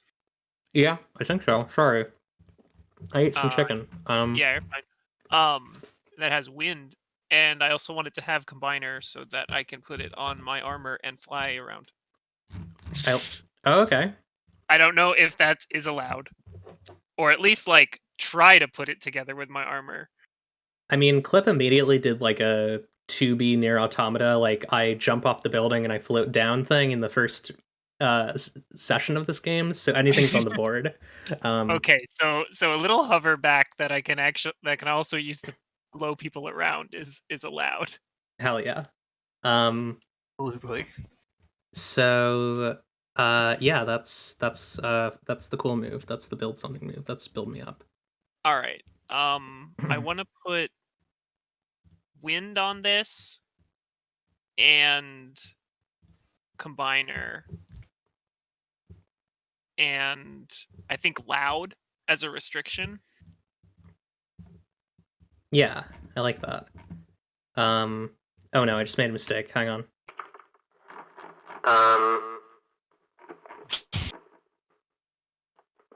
Yeah, I'm just trying to put the chat box in front of the other stuff. Okay. Bloodbrick has invaded our game. Wait, Bloodbrick's here? Wait, is my voice Bloodbrick? Bloodbrick has Voice is invaded. different. I pressed the button. I'm sorry. You pressed the button to summon Bloodbrick. Oh Press no. the Bloodbrick button. I accidentally pressed my Bloodbrick button. It's fine. It's We're the only good. button on the keyboard with 4 of those little Lego pegs. Yeah. Okay. So when you sit down and attempt to, we've read through this before. It's a wits roll. So All right, my what's wits your is wits? +3. Cool. That's a good wits. That's probably gonna get you pretty far here. Oh, and what's the what did you decide on an expensiveness for that cost? I'm not sure, because combiner doesn't seem to. Nobody cares about combiner. It doesn't seem to add cost. Yeah. I think I'm more concerned about the weight. Right. How heavy do you think this thing is? Because I might also want to add light if I need to. It depends. Like, is this like a small fan or is it like a big fan? How big of a fan do I need to hover? You're only like 3.5 feet tall. Probably so a not big that fan. big. What rank of Well, how hover are you talking? Are you talking like fucking R2D2 and Lego Star Wars games, like fly over pits? Or are you talking like I just like can land softly when I jump off a thing? So here's where we get into this part where this game isn't actually feature complete. Wind says knocks back 1 range per level of wind. I don't know what range is. I guess it's range just is in this short and game. long. It's like a generic Powered by the Apocalypse range. Oh, okay. Which like it's like hand. I think it's like hand, close, range, far, etc. Oh, okay, I see. So I guess wind 1, because 1 range I assume would be enough to let me hover several feet off the ground. Yeah, like the length of like a sword, like, you know, Yeah. maybe longer, like, you know, maybe like 5 feet. Yeah, and I could also use it to push someone out of melee range, which would be good because I only have guns. Yeah. So that sounds like it's probably only 1 weight. Okay, cool. Yeah, so Okay, loud wind 1 and combiner I don't know, cheap. What were you gonna say, Rosie? I was just gonna say, I believe the range in this game is engaged, short range, medium range, long range. And engaged is like very close combat, and yeah, just etc. That's the basic. I don't think there's like a section for it in the game or anything. Okay. Right. But presumably engaged is like if you're doing knockback, you're probably doing short first. It's probably short and then whatever's after that. Yeah. Okay. So let's roll this. 2d6. So how many stages do we have here? Ooh. Cheap is 2, I believe, right? Or no, Cheap I think is it's 1. Cheap is 1 stage, and then I added what? 2 effects. Ooh, what a bad roll. Doesn't cheap just automatically like if you're making a thing, doesn't that automatically just mean like hang on, I'm gonna move the dice roller. I believe cheap is a 0 step clock by default, right? No, discount is 0. Oh, discount. Got him. Yeah. I think if you're making an item by default, you're just like making the entire thing. So I don't think you need to like use like add. Oh, sorry. You're right. Every effect you add is 1 clock. So yeah, you have 2 effects. You have 3 stages. So you might need more time for this. Let's see.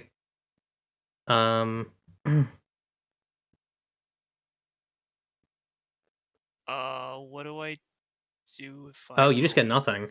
I just get nothing on the miss. Nothing. Oh Yeah. no. That's too bad. Yeah. So you get nothing. My Good Let's day. try to will spend be more friends. time on it by giving Eclipse hold.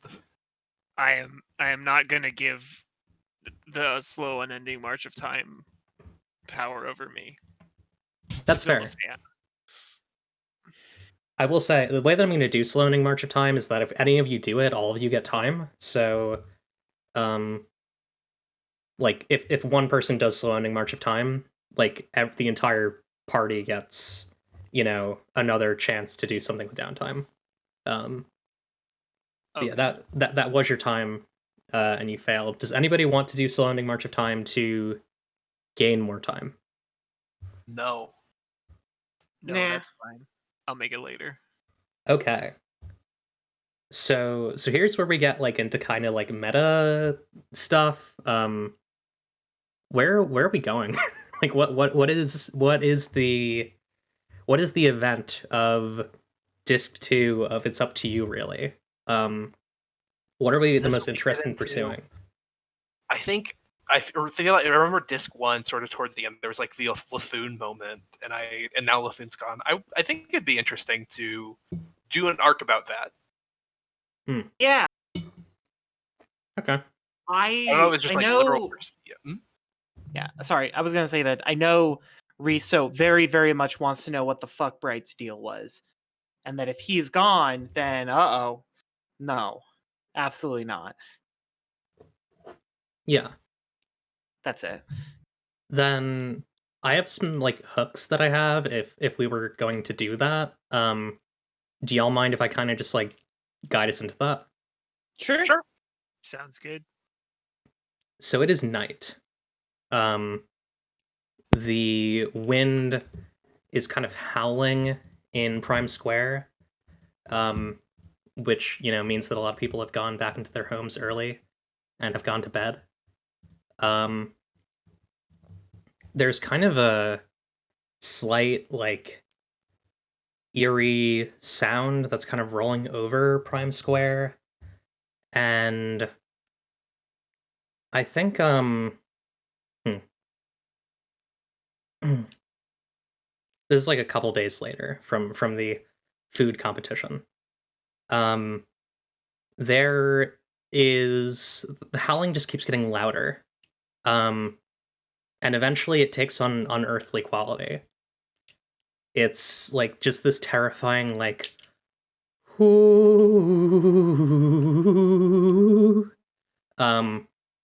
that appears to be coming from the south, and I think people are some people are like going outside but are like scared. Like there's some strong winds right now. Like people are like holding on to things so they don't get blown away. And they're just like petals from the like central tree in Prime Square, like just kind of like flying off the tree, like rolling over Prime Square. And I think you just hear like a lot of people being like, "What is that ruckus? What's happening?" There's just like a lot of very concerned voices kind of like shouting over this like strong wind. And yeah. I think specifically Riso. So Yes. I described something in I think the third episode of the last season.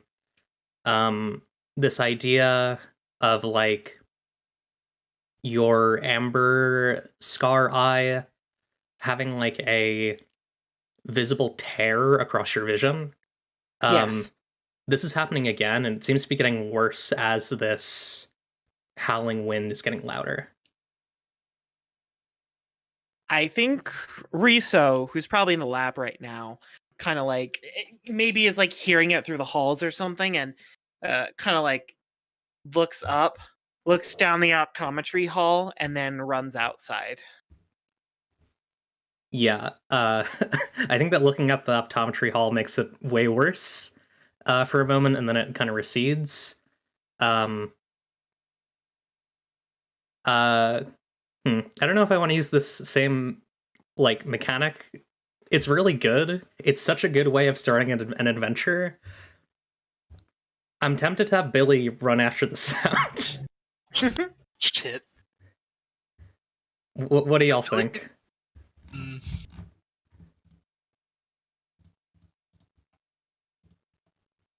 I'm not against it. Yeah. What the hell just happened?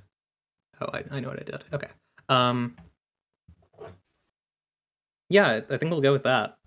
Billy's the type of character. Like Billy, in a lot of ways, is like based on that archetype of like weird animal runs towards a thing, so we have to follow it because it's magic or whatever. Yeah, Billy is like running at like full speed towards this sound. God damn, I gotta do my full anime run after her. Yeah, I think as Riso runs out, she sees Clip running. What is Tark up to right now? Tark is apparently trying and failing to make a fan, and So, probably throws it down in frustration and looks out the window. I don't know where they are because they don't have a house here. I have a really dumb idea.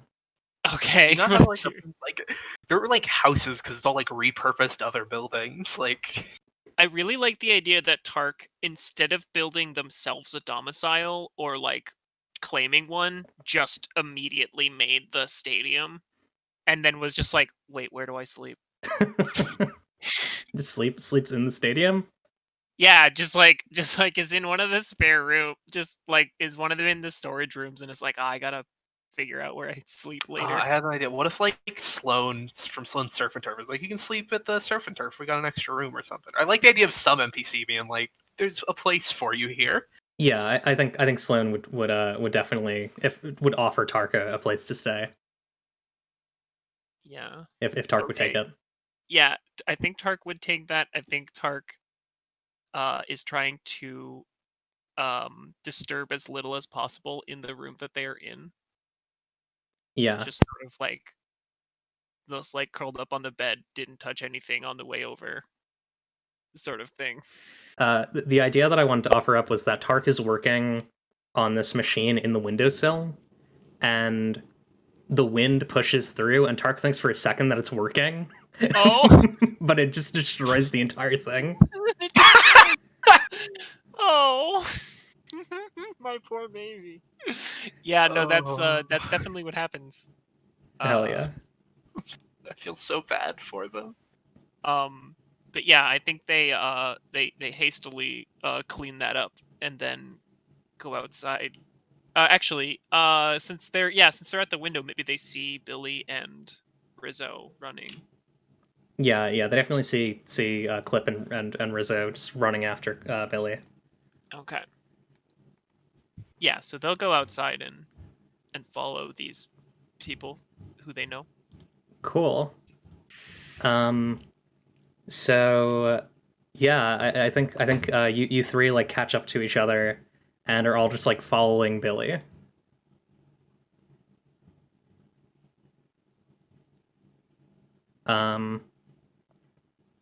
And after I would say like a couple, maybe like 15 minutes of running, I think Billy eventually slows down a bit because I think Billy notices that you're following them. Yeah. She stops in front of this black dome. It's about like the size of like an igloo. I believe that there was a comparable building in the previous disc where Riso found the recipe for like that weird ancient beast meal. Yeah, this one looks a lot more threatening than that one.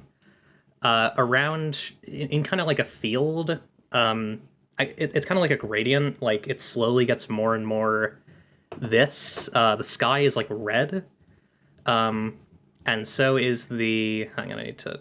There we go. So is the.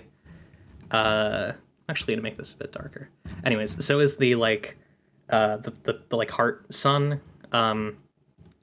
And inside of the dome, there's just like a red light that is like piercing through all of the cracks.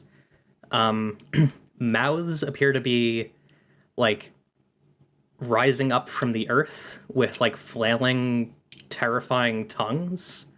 And there are people in dark robes surrounding this this dome, just kind of letting out this singing that you heard earlier. Tark, do you have a weapon? Yeah? Is this a normal occurrence around here? No.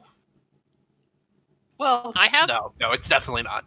I have weapons. I mean, I don't think I've ever used them to fight anyone, but I have them. Good enough. What is Billy just stopped here? Yeah, Billy is like stopped like right before the dome. It's like, are the cracks like big enough to like go inside of it?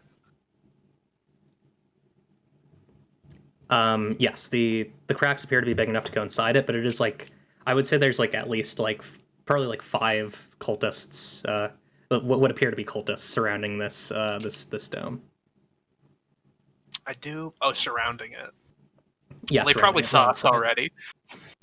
They appear to be very focused. They're like looking directly at it.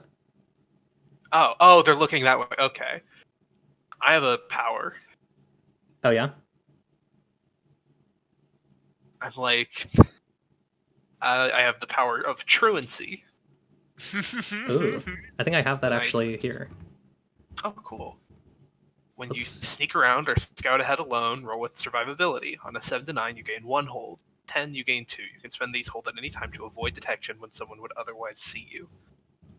Hell So yeah. I kind of just like look at Rizzo and Tark, and I just like kind of like put a finger to my mouth, and the halo, the eye above my head, like slowly closes, and you can't see me anymore. And I sneak forward. What is your survivability? 1. 1. All See my how that stats are goes. 1, except for lethality, which is -1. Right. You gain 1 hold. Cool. So yeah. Can I like? I want to get like up to like one of these cultists' like faces to see if like under their robes and like see what they're doing or saying. Yeah. I think you approach one of the cultists and you see under the robe appears to be a like, I think it's like a metal person who is just kind of muttering things. They appear to almost be like under some sort of possession. I think they say like, nothing is delicious than me. I am. Who do you think you taste? I am. And I think they're just like chanting that, along with other like nonsensical things. I'll slip into the dome, I guess. All right. You're in the dome. You see a person. Your eyes kind of adjust to this red light. You see in the center a like red orb that appears to be being like made. It has like a black iris in the center, and right next to it is this tall woman in a red robe with this like kind of polygonal stone mask. And she appears to be like chanting the same thing but with like additional verses. She says like actually did I have I think I might have had a voice changer for her. I might have done echo for her. Ooh.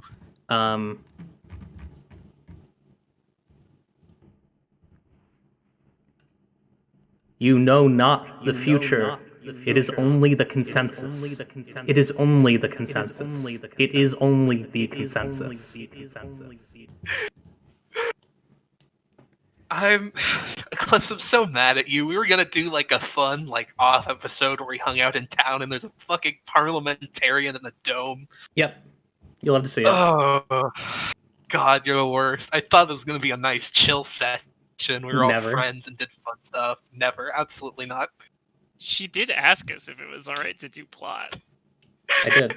You agreed to this. Yeah. I did agree to this. So the other thing that you see, I didn't think it was capital P plot. God. You notice that what looks like Bright is laid on the floor, on like the grass floor of this dome. And as this person continues to chant, Bright's hand is being like overcome with what almost look like black vines at first, but then you realize that it's like his very veins being possessed by something. Oh, that's gross. Okay. I'm gonna grab Bright and get out of there. Okay, I think when you do that, this parliamentarian turns their head towards you. I'm gonna spend a hold. Yeah. They can't see you, and you escape with Bright on your back. Actually, how are you carrying Bright?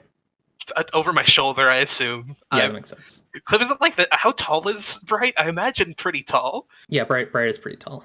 Yeah, Cliff's not that tall, so we'll figure it out. It's fine. She's strong. Bright has something on him that you've never seen before. It's a like gorgeous red scabbard with a sword in it. And that doesn't make sense. Bright would never have a sword. Yeah, Bright would never have a sword. And the sword itself is it's like completely in the scabbard, but like anytime it gets jostled, like the whiteness of the blade is like stunning. It is a perfect sword. But yeah, where are you going next?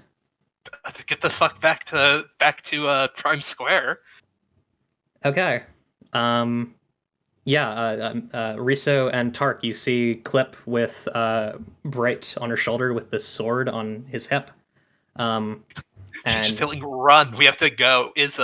What's Billy doing? Billy's following Clip at this point. Good. Or not, wasn't falling back there, but is now falling back to Prime Square.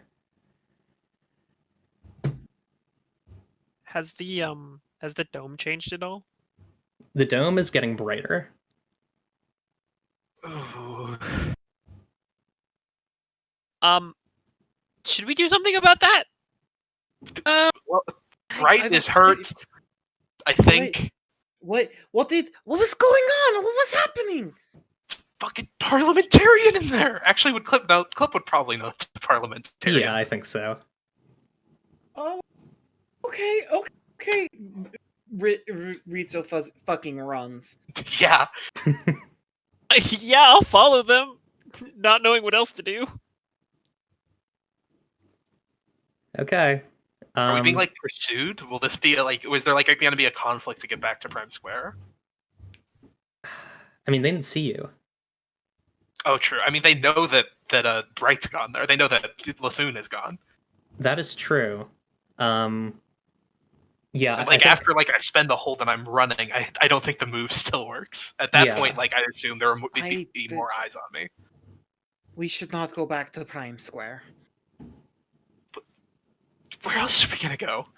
I don't know anywhere else that isn't here. We can't. What if you were followed Since we have everyone at Prime Square to back us up. against a parliamentarian? Well, there's a cool sword here. We could use that. Do you know Oh, how to yeah. use a sword? Do you know how to use I- a sword? I know how to use a spatula. I assume that they are quite similar. Well, I didn't know how to use a scythe, but I use one now, so it'll be the same. I think as you're having this conversation, a disc of a black disc appears in the sky, Oh, fuck. and out of it drops so you know how Lithune has the black stilts for his legs?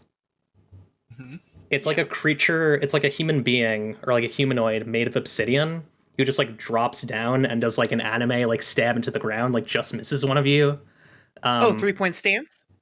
Yeah, 3-point stance, and is I think lets out an eerie vibration, and looks ready to fight. So I think we'll take our break now so that we can get into initiative and stuff. And we'll be back. Do you want to take a 5-minute break? Or Yeah, 10? 5 sounds good. Okie doke. We'll do 5. So 8:05 we'll be back. And yeah, see y'all in a bit.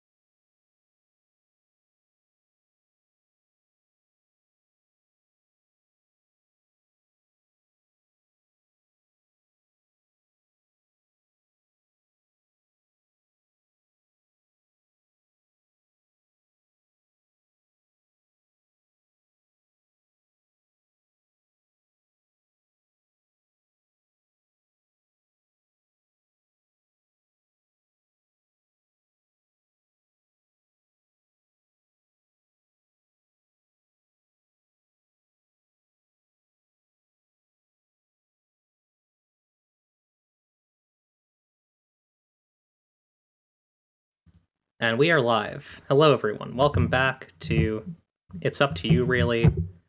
The only game where there are big guys made of obsidian, and big domes made of obsidian, and red skies. And also the ground has mouths. We're going to go into combat, unless y'all want to find some other way to deal with this. I'm Sure not. we will. I'm not here to negotiate with this obsidian person. I don't know if they are. Yeah, I'm ready to fight a thing. Okay. Oh yeah, we should do like or the fucking initiative order. Please announce your weights. I'm 4 now because my glasses have weight 1. Ah. I assume the frying pan has weight 1, so I have 1, 2, 3. Okay. And Tark? Tark is weight 5 Okay, I'm gonna have to rearrange these. because I have too many guns. I should probably figure out what type of creature this is, huh? This is the issue with improvising, which is what I always do. But that's okay. Hey, if it works, it works. Yeah. If there were ever a game for it. Yeah, it seems like it would be much easier in a game like this. Yeah, this is definitely the game for Yeah, it. I know. One of the people who made it, Riley Hopkins, famously does not plan games and improvises them. Yeah. Correct. I'm quite fond of improvising. By the way, sorry if you hear trains in the background. That's just how it is. It is okay. I love those things. We do love trains in the Govan Revolution. Oh God, no. This is a good one. I think I found the perfect creature for this. So they are a weight 2. Okay. Oh fuck, they're fast. Yeah, this is a fast one. I mean, it's Is it just like big? it's like it's like the height of a what am I even trying to think of? I have like a reference for like a creature from Smash Brothers Brawl, but I can't remember it. Oh, like the fucking guys are you Like talking a about like the wire guys you fight in like Mob Smash or No, like the guys that you fight in Fighting Subspace Polygon Emissary. Team? No, Oh. Subspace. no, like enemies in Subspace Emissary. There's like a specific one that I'm thinking of. I'm gonna look up Subspace Emissary Oh enemies. yeah, there's like a big spiky boy. This is like a 10-foot creature. Oh, is it like the weird shadowy guys? Yes, I'm Right, thinking like of the a weird bunch of shadowy lines? guys. Yeah, Hold it's on, like let one of me the weird make shadowy sure. guys, but made of obsidian. These guys are really cool looking. I'll put it in general. They're called Obsidian. Flow with 2 O's. And what can you do, my obsidian fellow? Shut the hell up! You didn't even do the Bloodbrook voice filter. Yeah, I should have. Fucking terrible. I'm I'm so angry at you. Riso, clip, Tark. Okay, so the one on the bottom is the actual order. I didn't want to rearrange them. Yeah. So it's time for the obsidian boy to go. Funny obsidian friend. They are going to. I think they're going to go for Clip because Clip's carrying. I think I Bright. probably dropped. I dropped Laffoon on the ground. Just because Okay. if I didn't, my weight would probably be higher. Yeah. Well, was carrying. Right. So Oh, shit, I haven't put on my glasses yet. Oh god. yeah, monster attacks just work, so I can just roll that damage. That's 1d10, which is a lot. Oh fuck, I'm gonna die. Yeah, it's a nasty enemy. Dice roller, 1 die 10. Boop boop. No bonuses. 1d10. That's 7 damage. Ow. Yeah, you take 7 health. That's yeah. soaked by armor, right? Yes, it is soaked by Yeah, armor. I don't have armor on. Oh, Yeah. I haven't put on my glasses yet. I was embarrassed. oh no. Risa, it's your turn. Laffoon is on the ground, right? Yeah, Laffoon is on the ground. Risa pulls out the sword. Okay. So, Riso, Yeah. Are you like pulling it from the scabbard? Yes. You know in your heart of hearts that you will not be able to put this thing away until you kill this thing. You've sworn an oath in drawing this blade that it cannot return to its scabbard until this thing is dead. It is a very good sword though. It's I'd say it's probably like a D12. Like it's really good.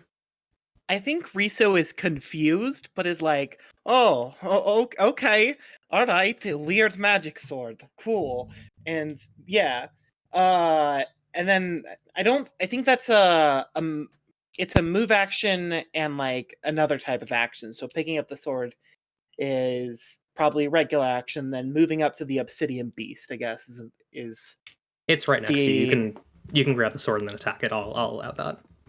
all right. Then I hit that bad boy. Cool. Waiting Yeah, for the fences. This may be a hard fight if I'm too precious with the movement system. So we'll just let it be. Cool. So this doesn't feel. Is this in the middle? My eyes aren't working. Okay. So when you attack with melee weapon, roll with lethality. On a 7 to 9, choose 1 from each and deal damage. On a 10 plus, choose 3 total and deal damage. On a miss, choose from 2 from negative or 3 from the negative, and still do damage.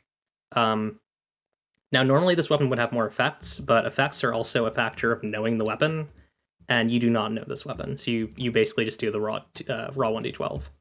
I have no lethality, so Okay, so we're gonna do a normal roll. Very normal. 8. So you choose 1 from each and deal damage. So damage is, let's see, 10. Yeah, tell me what you do and tell me what it does. In terms of the thingies. Oh. I'll take something from them and have a terrible realization about the enemy. Oh boy. Yeah. So you hack at this thing's right leg, and I think like it's very anime, like the blade is like grinding against this obsidian and like tearing it apart, like white sparks are like flying off of it. However, you do realize something about the form of this creature. This is not the thing itself, but this is definitely a mimic of the speaker. It definitely mimics the form of the speaker in terms of like its appearance. It's like this tall, lanky thing. You've seen similar images in books and in sort of depictions, graffiti and text and stuff like that. Yeah, you've hit this thing with a nasty strike that I think cuts off like part of one of its obsidian legs.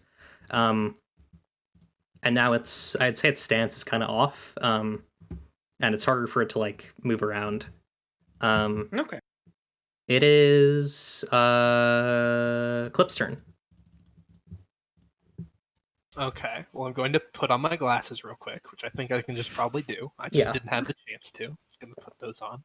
Is there like a white glint thing? Is this like a... No, they look fucking stupid. I took the drawback tacky. These are shitty glasses. They just Awesome. are nerdy, shitty glasses that I have to wear to see. I love it. What is that noise? Were you hearing that?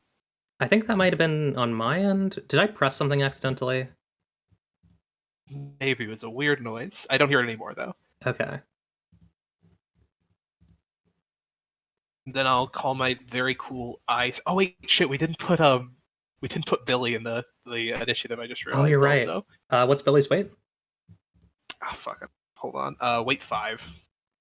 Okay, so they'll be going at the end anyways. So I'll go after. Okay. Anyway, yeah. Oh yeah, the noise is happening again. That's so weird. Why is there... What the hell is happening? Definitely coming from your end. Yeah, looks like it. What does it sound like? It's like a weird like audio tearing noise, like Uh-oh. Yeah, sounds like a staticky propeller. I'm just gonna plug my mic back in. Okay. I'm just going to use my scythe and cool, on my playlist, Angel with the Shotgun just came on, so I'm definitely gonna murder this thing with the scythe now.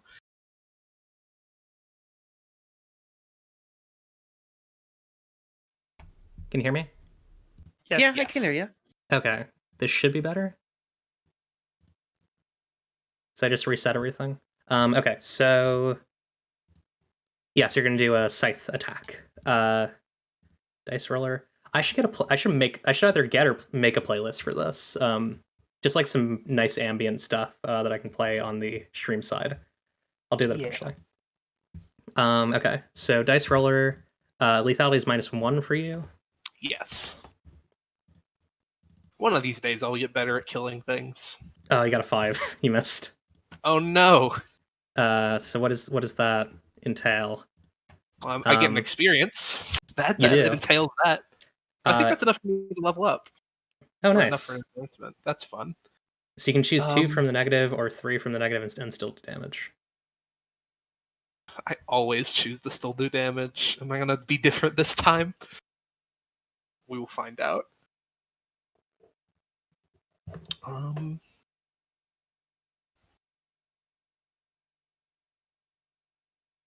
Suffering is fun. Suffering's always fun, and doing damage is fun. Suffering is important and useful. I'll take damage from the enemy. I don't want to do something important breaks. So many important things are here. I'm gonna do more danger appears. And I'm going to do something important breaks. Okay. Right. Awesome. All right. Fuck me up. What damage are you going to do first? It'll be D10 plus, I think plus 2d4 because this thing is a monster. Jesus Christ! All right. Yeah, it's a monster. And I'll make it bleed also. Oh wait, hang on. It's not this. Okay, so D10, 2d4. Oh wait, also my weapon is temperamental. Well, this is the thing that looks like the speaker. I'm probably fine. Yeah, this is not the thing. If I were attacking the parliamentarian, I'd be worried, but this is just a weird construct. It's fine. Yeah, you're good. So you dealt 9 damage, and you also do bleeding. The form of the speaker will deal 10 damage back to you. Oh god, I'm gonna die. Are you just dead? No, I'm at 4. Oh my god. Okay. Oh god. And then the danger that shows up is that another black disc appears in the sky, and a second one of these just falls down. Great. And the thing that gets damaged, or the thing. Wait, I have armor. Oh yeah. Mark your armor. Make sure you use your armor. The thing that breaks is I think as you're like moving around and like doing this attack. Actually, describe this attack really quick.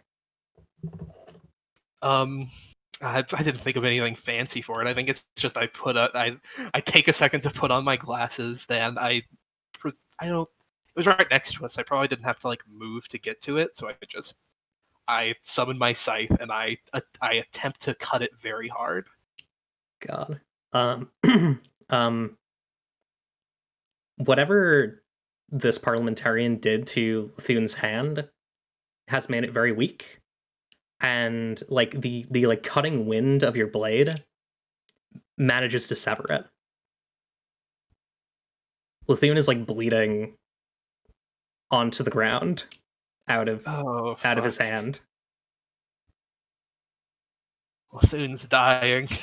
Yeah. I'm also dying. We're all dying. Tark, it's your turn. All right. Tark is gonna pull out what sort of looks like a black bug zapper lantern with a trigger on it, and aim it at this whatever. And then be like, okay, here goes nothing, and pull the trigger. And I want to roll scream, aim, and fire. My Cool. lethality is 0. So I'll roll that, and then we'll see what the result is. 7, so that's a mixed. Let's see what that does. That's ranged attack. Here we go. When you fire with a ranged weapon, roll with lethality on a 7 to 9, do damage, and choose one from each. So it's pretty simple.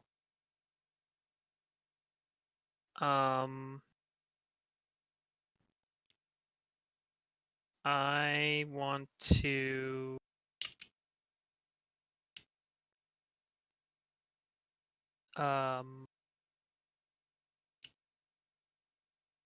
deal an extra 1d6. Yeah, I guess deal an extra 1d. So if I deal an extra 1d6, I have to choose another negative? Yes, you do. Shit. No, let's do keep an enemy held down with fire and I'll take damage. Cool.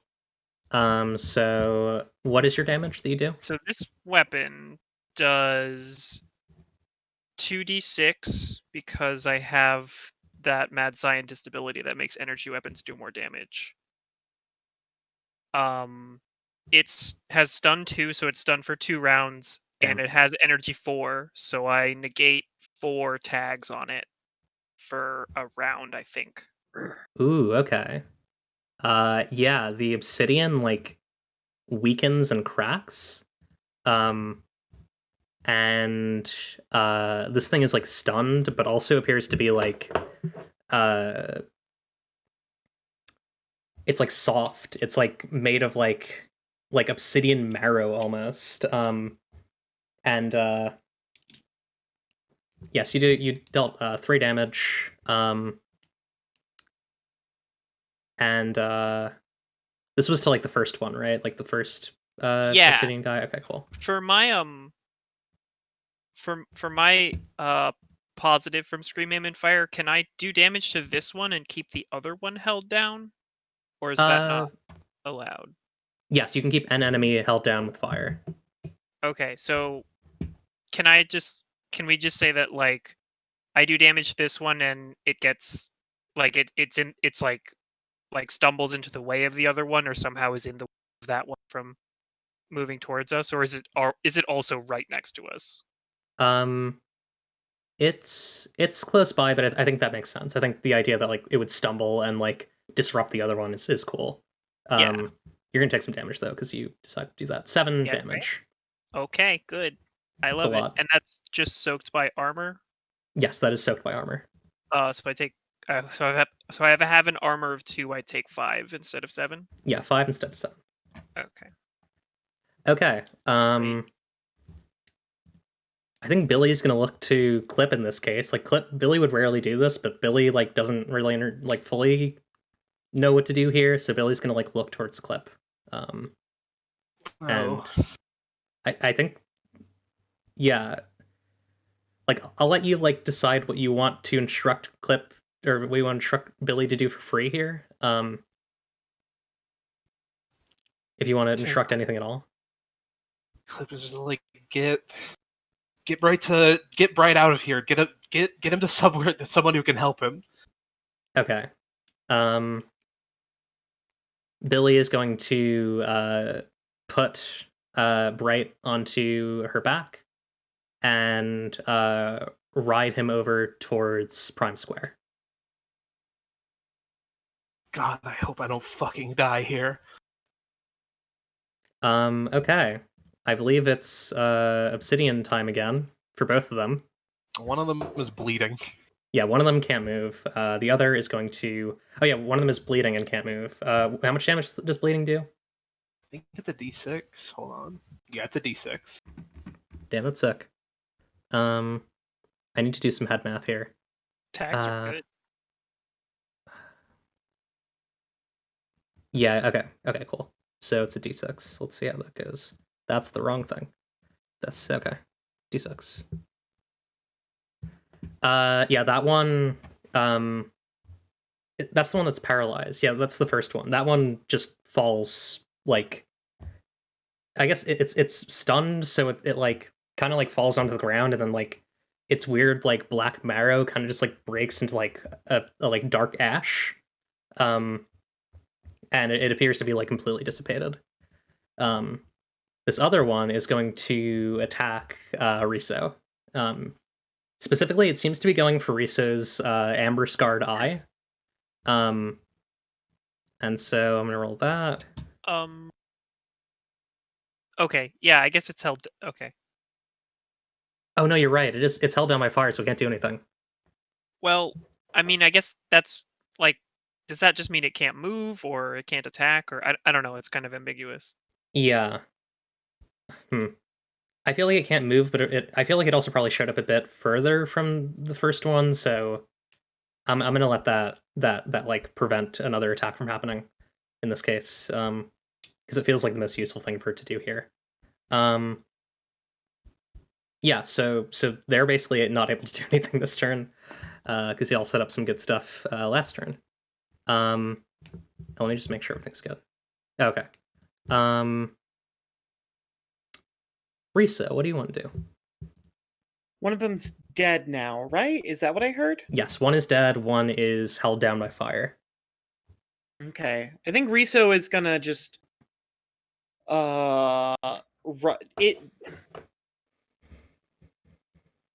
she's gonna run forward with the sword towards this other one. And just gonna swing for the fences, I guess. And kind of try and like sweep its leg a little while she's like trying to hit. I will note the sword has stopped glowing. Ever since that first one died, it stopped glowing. Riso understands. Ah, okay. Okay. She's still gonna go for it. Okay. You're only gonna deal a d4. Alright. Yeah, it's not gonna be very good because the sword works in a specific way, but that is okay. It'll do some damage. Roll. What's your lethality? 0. 0. Boop.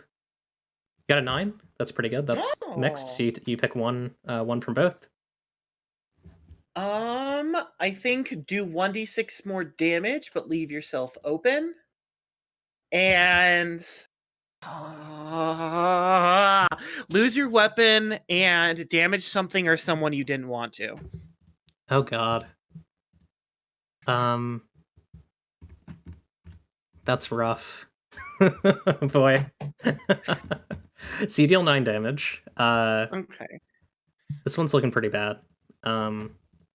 I will say. Or actually, they're I think they're like not like bloodied or anything. Like the obsidian is still kind of together. But you definitely did a good hit there. Okay. So you are damaged something or someone you didn't want to. Oh god. May I give a suggestion? Yeah, give me it. The sword. Yeah, that's. I mean, you lose your weapon, right? Yeah. Oh god. I mean, this could honestly be good because something really weird is going to happen when you do this. Like, if you do an attack so bad that it's going to break this sword, all right. Okie doke. Yeah, we might need to take a little brief break in a second here because we're waiting on Rosie, but that's okay. So you strike at this obsidian figure, and the like kind of grayed steel blade shatters, and you have you ever seen like elephant toothpaste, like that like science experiment where like it's like that chemical reaction where like just a big tube of like chemical excess like explodes out of a beaker? Yeah. Yes, And it's like that like fluffy stuff. It's that, except it's like a mix of like blue lace and like the same like big like soft kind of friendly looking maggots that you saw from the Wells silk farm, and they just like erupt out of the blade, just like this like weird like blue storm breaks from the crack in the blade and seems to like melt the this obsidian figure so much that they're like kind of thrown off guard and stunned. I think they're like stunned for a turn. However, this seems to be like kind of like metastasizing and like getting worse and like covering the ground.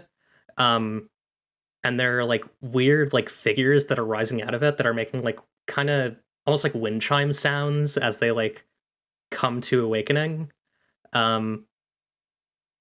Yeah, it's very strange. Like the sky is like purple now. Things seem pretty bad. Riso just kind of like looks around, looks up at the sky, and just says, "Oh shit!" Yeah, Tark's frill is fully up, and they're just fully yelling. That's just fair. incoherently doesn't know what's going on. I will not yell on this stream, but they are yelling. Yeah. Rosie, are you here? Okay, so I think we may need to take a quick break. So we'll be back in a little bit. Once Rosie returns, then we'll do Rosie's turn. We'll do Clip's turn. Okay. All right. We'll be right back, everyone.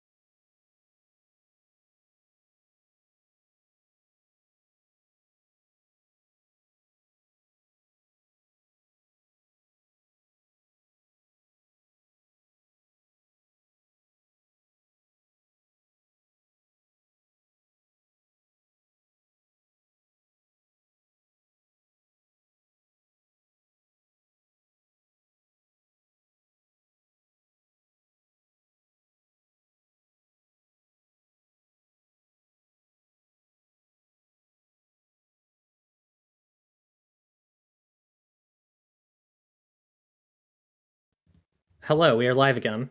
Rosie has returned. We've updated on the strange events that have just happened. It is now Clip's turn. Oh boy, things aren't looking good.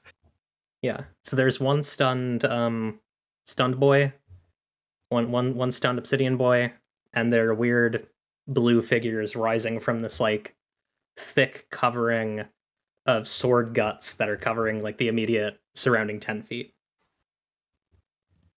God, okay. I want to kill the other obsidian guy because it's a fucking monster and it's going to kill me. Okay. You want to do a scythe attack? I'm going to do a scythe attack. I'm going to, I guess, dodge around the figures rising from the ground to go hit it. Yeah, that sounds right. So, you have a -1. I have a -1. It's very sad. 2d6. That's an 8, so you get a mixed success. So I think you pick 1, right? Yeah. That's on 7 and 9. Choose one from each and deal damage.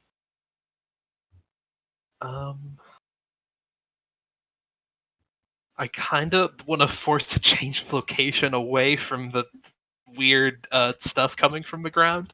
I think like taking multiple swings at it, trying to move it away from this area. Yeah, I can definitely do that. I don't want it. I'm afraid of what'll happen if these things interact. Things always get worse when that happens. Yeah. I think my friend's gonna take damage from a danger. Sorry. That's so sad. Who's taking damage? I don't get to decide. Oh, it's me. Okay. So first of all, you do the damage. What's your I damage? do the damage. It's a D10 plus 2d4. 9. Trying to do my monster math in my head here. Okay, yeah, it's definitely very injured. It's not dead though. And then Man. so you're Well, it's basically also bleeding, so yeah, you're like swiping this thick covering away with your scythe. just like fucking crazy. Like every time I attack with a scythe, I just imagine like sequences from Soul Eater. Like it's one of those cool like multiple swipe attacks that happen in Soul Eater. And if you haven't watched Soul Eater, you probably shouldn't watch it. But look up cool fights from it because those are cool. There's a lot wrong with Soul Eater. It's a very compromised, shitty show in a lot of ways. But God, scythes are cool, you know. Did it Oh, do you know- 9? Or did it do 10? Yes, it was 10. I missed math it, but it still didn't kill. I have it right in my head now though.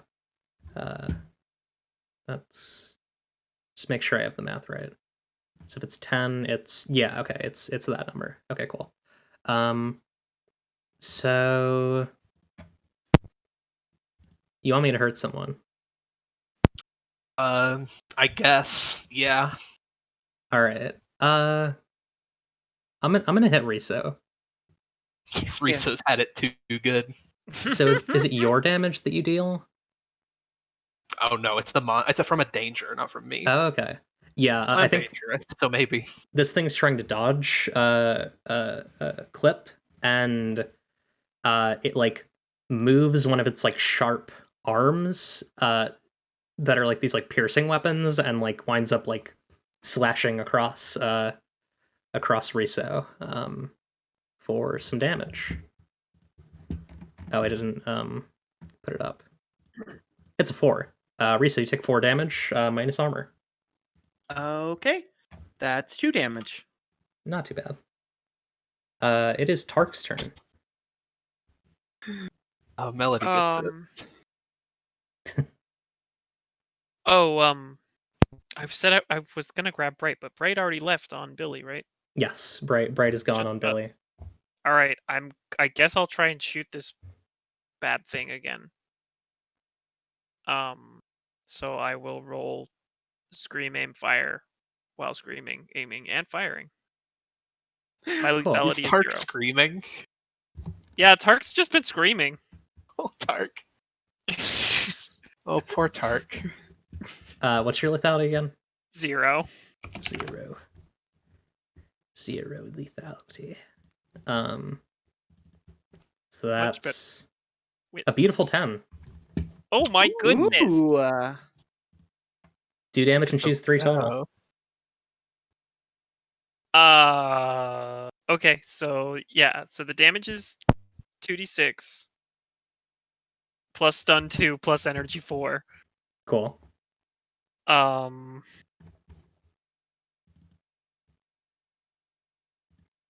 I do?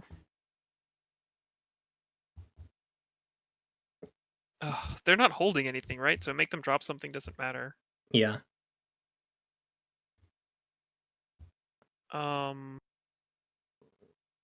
It could be like drop could be more vague. It could be like they drop their focus on something. They drop That's true. dead. They drop dead. That could be a good one. Yeah, can I just use destroy something to kill them? I don't think Why so. did nobody ever think of this before? It makes it Yeah. so easy. Can I use destroy something to like severely damage their maybe their blade arms or one of them? I will say you're going to kill them here. Okay. So then it doesn't matter, right? That's the end of the combat. Yeah, but you could do destroy something to destroy something that's not them. Oh, what would I destroy? The sword's already broken. That's really up to you. I mean, Fuck. it's up to you, really. Yeah. Ugh. Are these figures like hostile? The obsidian ones? Oh no, The ones that came out of the sword? Oh no, the obsidian ones were nice. We fucked up. they look nasty, but you can't tell what they do. I think Tark is just gonna panic and try to get rid of them. So I'm gonna destroy some. Can I choose destroy something 3 times? Yeah. I mean, yeah, you can destroy 3 things. So you're just like trying to like destroy these figures as they raise up. Yeah, I'm just trying to get rid of these figures. I don't like them. Just screaming and shooting lasers. Okay. Jeez, that seems fucked up. Yeah, I mean they're like these ones that are like coming up are like obliterated as you shoot them. They are literally just sitting there. Yeah, they are destroyed as they are being born into this world. Oh. That's okay. Yeah, the obsidian figures are gone. As more of these like blue figures are coming up, they're like rushing towards the dome. Oh fuck. That might not be good, actually. Well, that's not our problem. I think Tark stops screaming and stops firing and just looks around and is like, I never shot that before. What do we do? Hospital. Okay. Where? Cliff is dead. God. Yeah. I do not know. Hey, does this sword look broken beyond repair? It does look So broken. I might be able to fix it. Hey, oh, that is a good idea. It depends on how far I can stretch this move. Do you think that the bright man will be mad that I broke his sword? Here, hold on. And Risa just kind of like takes the sword and tries to push it back into the scabbard. Wait, is the scabbard still here? Yeah, it's still here. Yeah. Okay, good. Yeah, So I mean, you put the 2 pieces. it goes back in. Slide them both in. It does go back in. I think we should have this conversation literally anywhere else. It's a good idea. Let's run. With the possible exception of that dome. I do not want to be near this dome right now. So yeah, where are you going? Home, I think. We should Cool. go to the circle. Or, I guess, home, I guess. All right. I think as you're moving away from the dome, it seems to stay the same. Like the sky is just purple around it. The chanting seems to have like slowed down, and become like strange and conceptual. But it does seem less intense, and the like ground around the dome is healing. Something very weird is happening in there. But you've returned to Prime Square. It's not better, but it is different. So let's go. Purple's a much nicer color. Yeah. So you return to Prime Square, and you see that Billy has laid Bright on like a hammock, and hang on. Grendis actually appears to be looking him over. Grendis has like a pretty large med kit and is like tending to the wound and like staunching the bleeding. And I think like looks over towards you all as you arrive. Is he gonna be okay? I think so. What happened out there? I do not know. Several monsters showed up.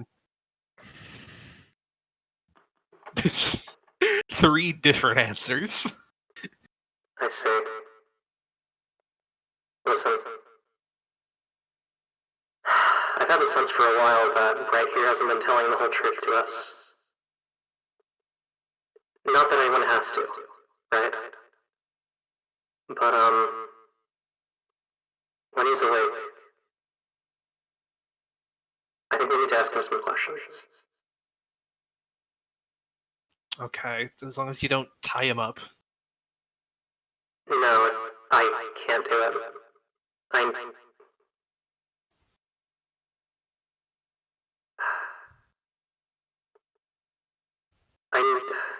Could you all do it?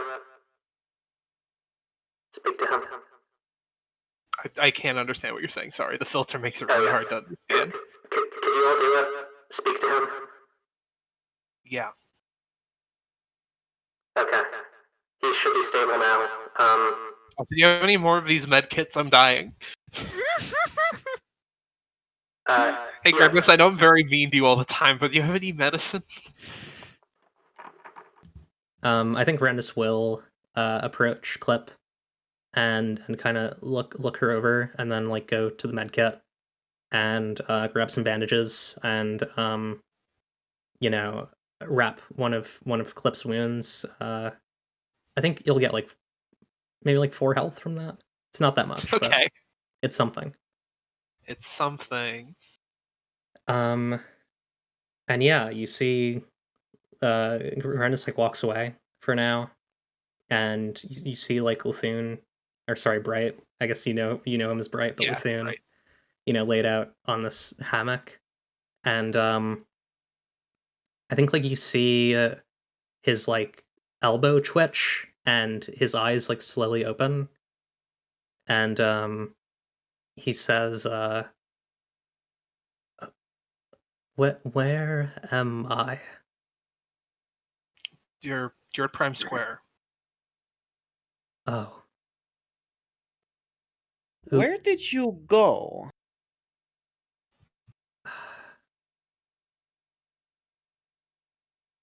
I think it may You happen be. to know anything about the dome where the parliamentarian was chanting at you? I have a lot to explain.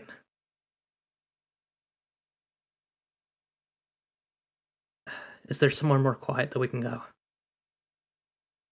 Why not your place? That sounds good.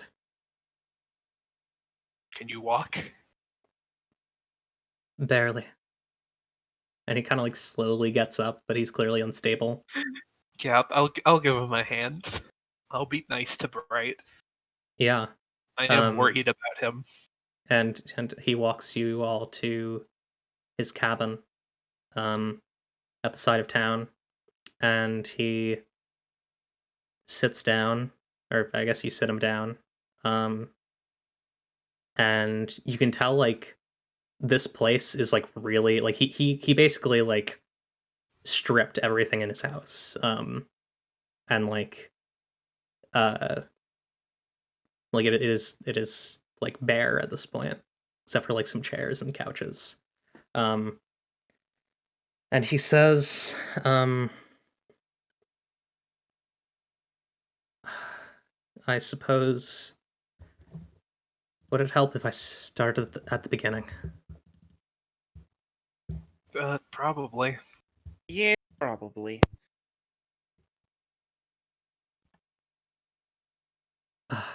I want you to know that when I ran away, it wasn't for fear.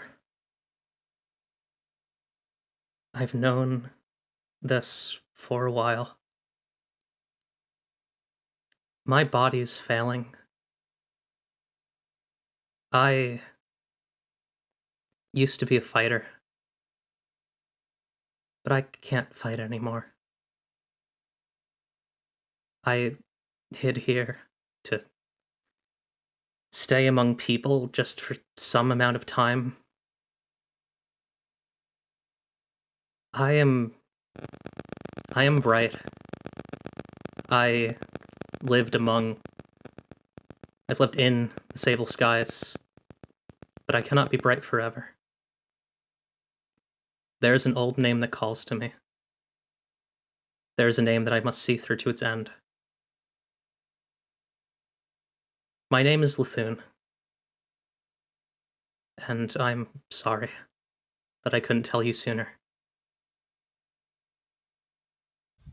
I tried many times. And he's just kind of like looking down now. Like, Lithune?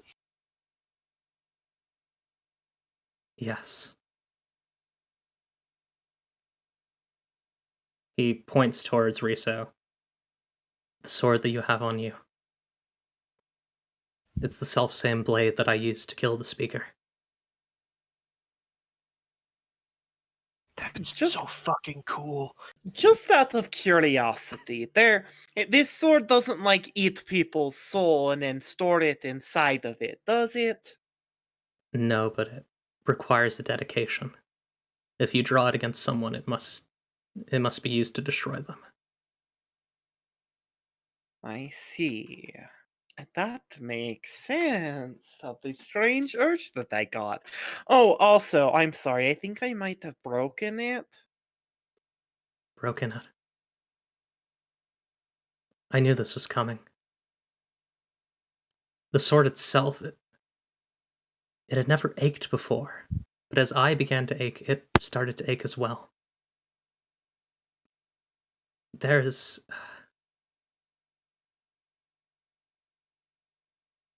There's a child of the void by the sea, and he is calling to me. But there are things that I must do before I go to him. I see. Tell if that's literal or a metaphor for dying. Is that literal or a metaphor for dying? Thank you for saying it louder so I didn't have to. A mix of the two. I've had dreams of Ikaros. I saw him once, but I've dreamt of the thing beyond here. I've dreamt of gates beyond orange oceans and silver sailboats. My time's coming. My body is not ready to do what I need to do. There's a person who lives in the east. Her name is Clawful Caroline. We were married once. We had a daughter who became the matron goddess of the sable skies. I need to find her, and we need to go back to our daughter. I want us to be together when I die. You were a part of Prime Square, so I want to help you. Thank you. Sure, what the hell? Let's do it. I have no idea what you just said about anything, but I will help you. And maybe I could fix a sword. That would be good. It doesn't belong to me. Should we be worried about the parliamentarian that was chanting at you and where the sky turned purple? I'm extremely worried about that. The sky turned purple. Well, it was red, but then the sword broke. He actually smiles a bit. Good.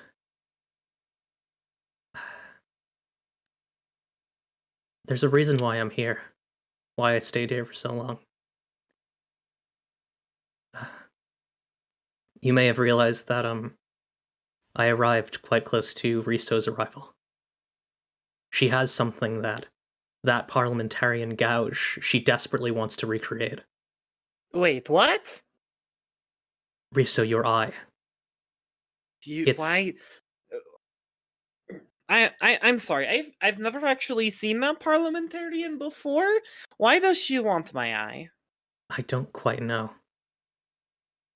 I've heard just rumors of it from strange spirits that live on the outskirts of this world between this one and the Citadel. She believes that your eye is a sort of key that will reopen the cross-dimensional gateways that the speaker once held, the ones that were destroyed in his death. She wants to use them again to create domination for the Parliament that has never been seen before. Beyond leaving beyond the sable skies, into the Subvern and into the Bureau. Deeper and greater lengths of existence itself.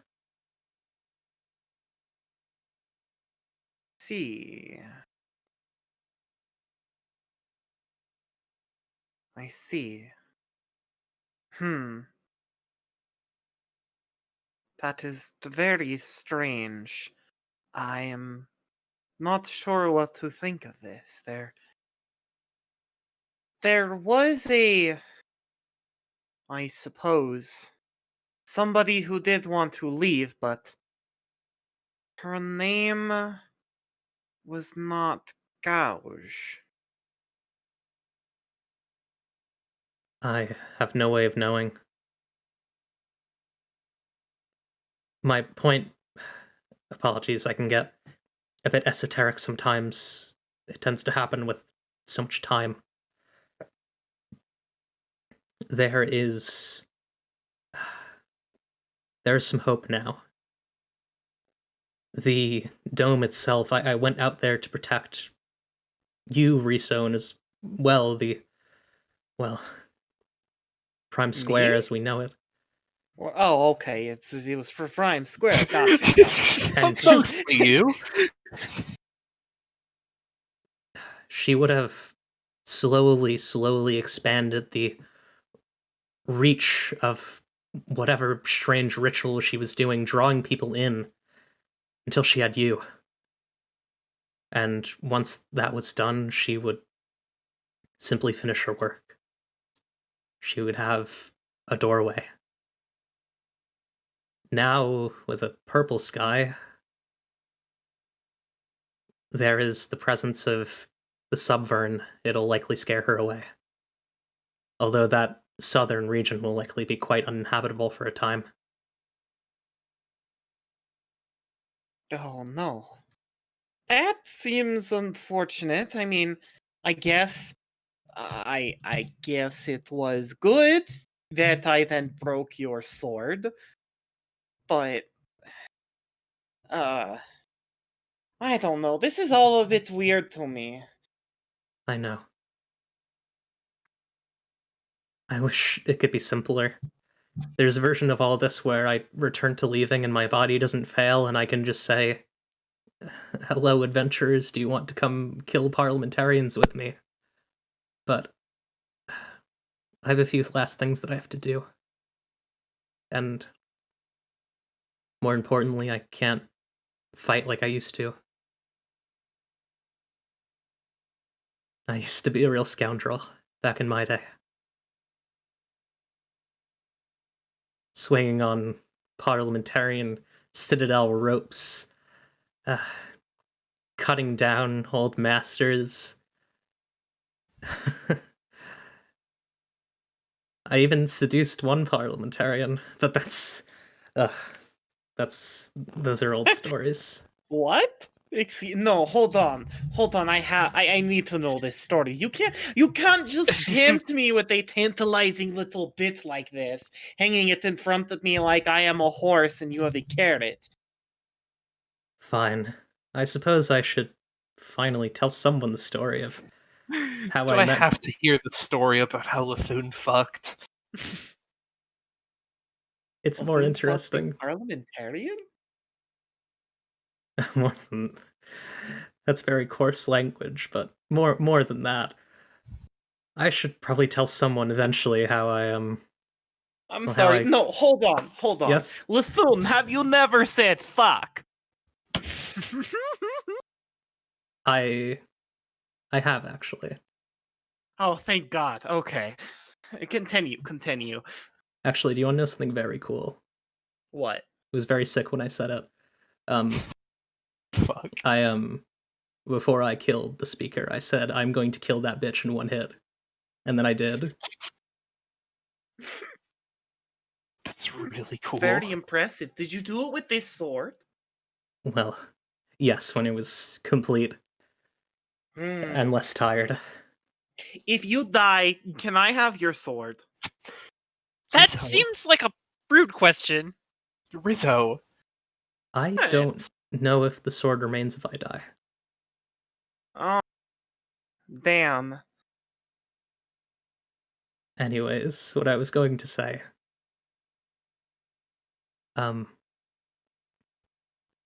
If you're going to be coming with me to the east side of this coastal region, I should probably tell you, well, how I got to meet my ex-wife. And when there. Okay. Yeah, I hope you all enjoyed that. If anyone has questions about things that happened, if you're a player or non-player, feel free to ask me, because I have a lot of thoughts on this game, and I know it can be a little bit confusing sometimes, because there's a lot of terminology. Yeah. But we'll do end of session stuff now. Oh, is the audio thing happening again? It happened Not early. over That was there. like a while ago. I posted in general Okay. a while ago. Sorry, I didn't see. It didn't happen anymore after the I should first keep that bit. open. Yeah. Yeah. Cool. I think I have end of session somewhere around here. End of session. Okay. So, end of session questions. Did you destroy a big enemy? Yes. Yeah, we did. Seems like we did. Okay. Did you make a new friend? Yes. So yeah. That's two. Yeah, we did. Hold Heart, on, a new yeah. friend. Yeah, Tark's here. Did you go somewhere great? No, it sucked. Yeah, it kind of sucked, honestly. Yeah. It got cool That's- towards the end, but It's mostly great. it sucked. It was great in the sense of like great and terrible. But not great Yes. to be there. Not great to be there. Did you find a treasure? Yeah, we got a sword. And glasses? And Oh, and glasses, yeah. I didn't really consider the glasses a treasure. They're so fucking ugly. So that's 3. Do you have new questions about the world? Definitely. I almost certainly do. I need to think of one. Okay, that's 4. Oh yeah, do we want to do the questions now, or do we want to do them after we do all the XP? I want to ask my question because I want fucking how did Lithune fall in love with someone named Clawful Caroline? Someone who you've used as an analog as like a Lord Boxman from OKKO as like an example. Yeah. I actually have ideas. I'm tempted to find a game that would be fitting, that would be like a what's the, like, Doomed whatever in the Ruins of the Future, that type of thing, where I play as Lithune and y'all like do like a court intrigue narrative thing where he falls in love with Clawful Caroline. Yeah, I think that would be a fun intro to the next session. That'd be so good. I'm gonna figure out how to do that. I might need to custom build some stuff, but I think that would be really fun. I'm looking forward to this. Yes. Yeah, so that'll be a question that is answered probably by that. So I'll put that on my questions. So how did Lithune fall in love with Clawful Caroline?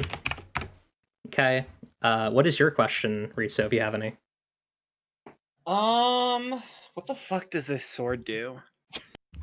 Yeah. That's I fair. am curious about the people that were in the sword. Even Lethune didn't seem to know, like, have an exact answer for that. Yeah. And Steven, do you have any questions?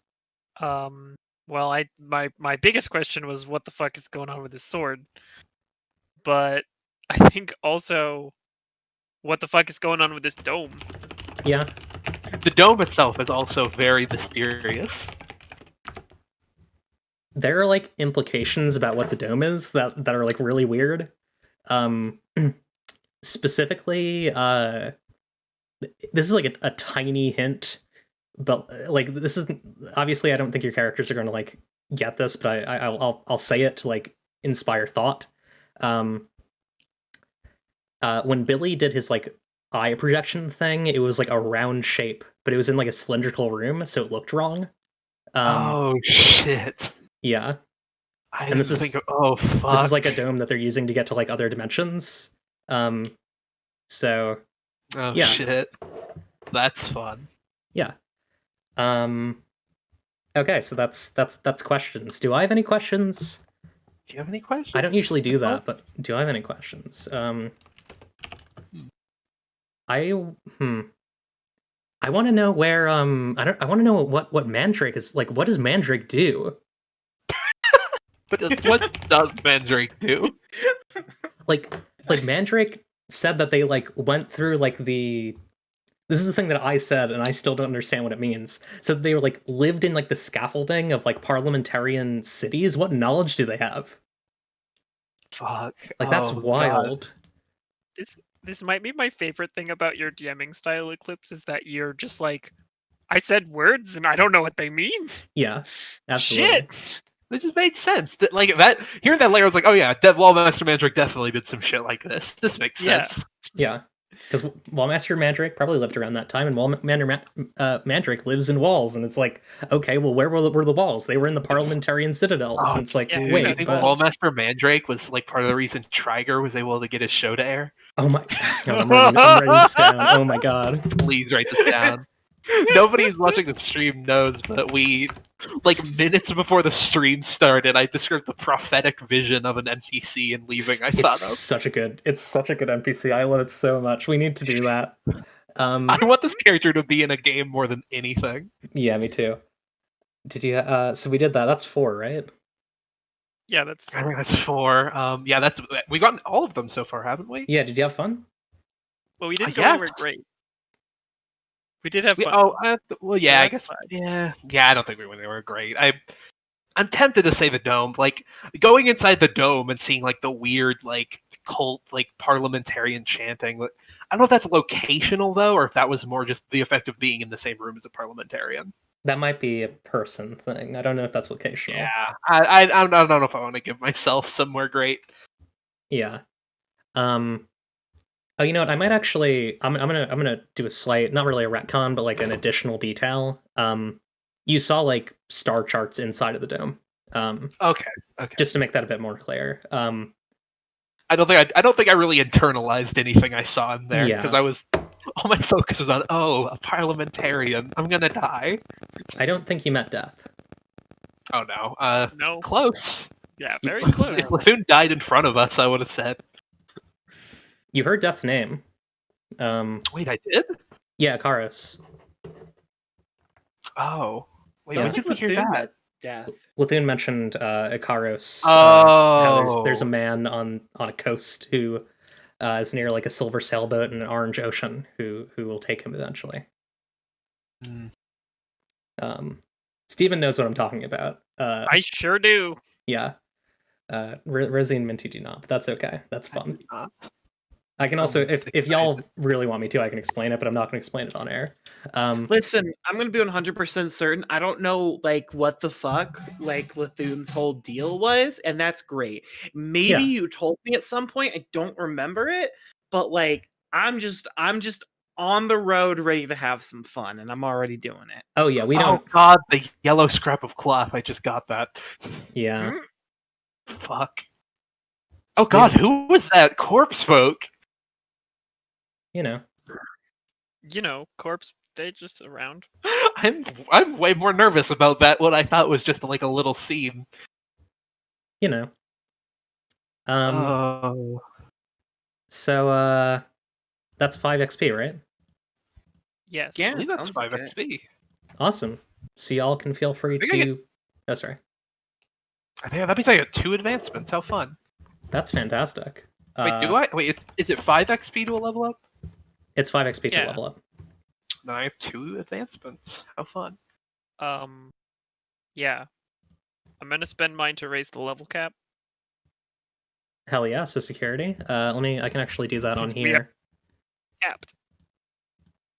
If you go up a level every time you spend an advancement, so like spending 2 counts as 2 levels, right? Yes. So we're boosting the level cap by gaining another 2. security. So now it's level No, 6.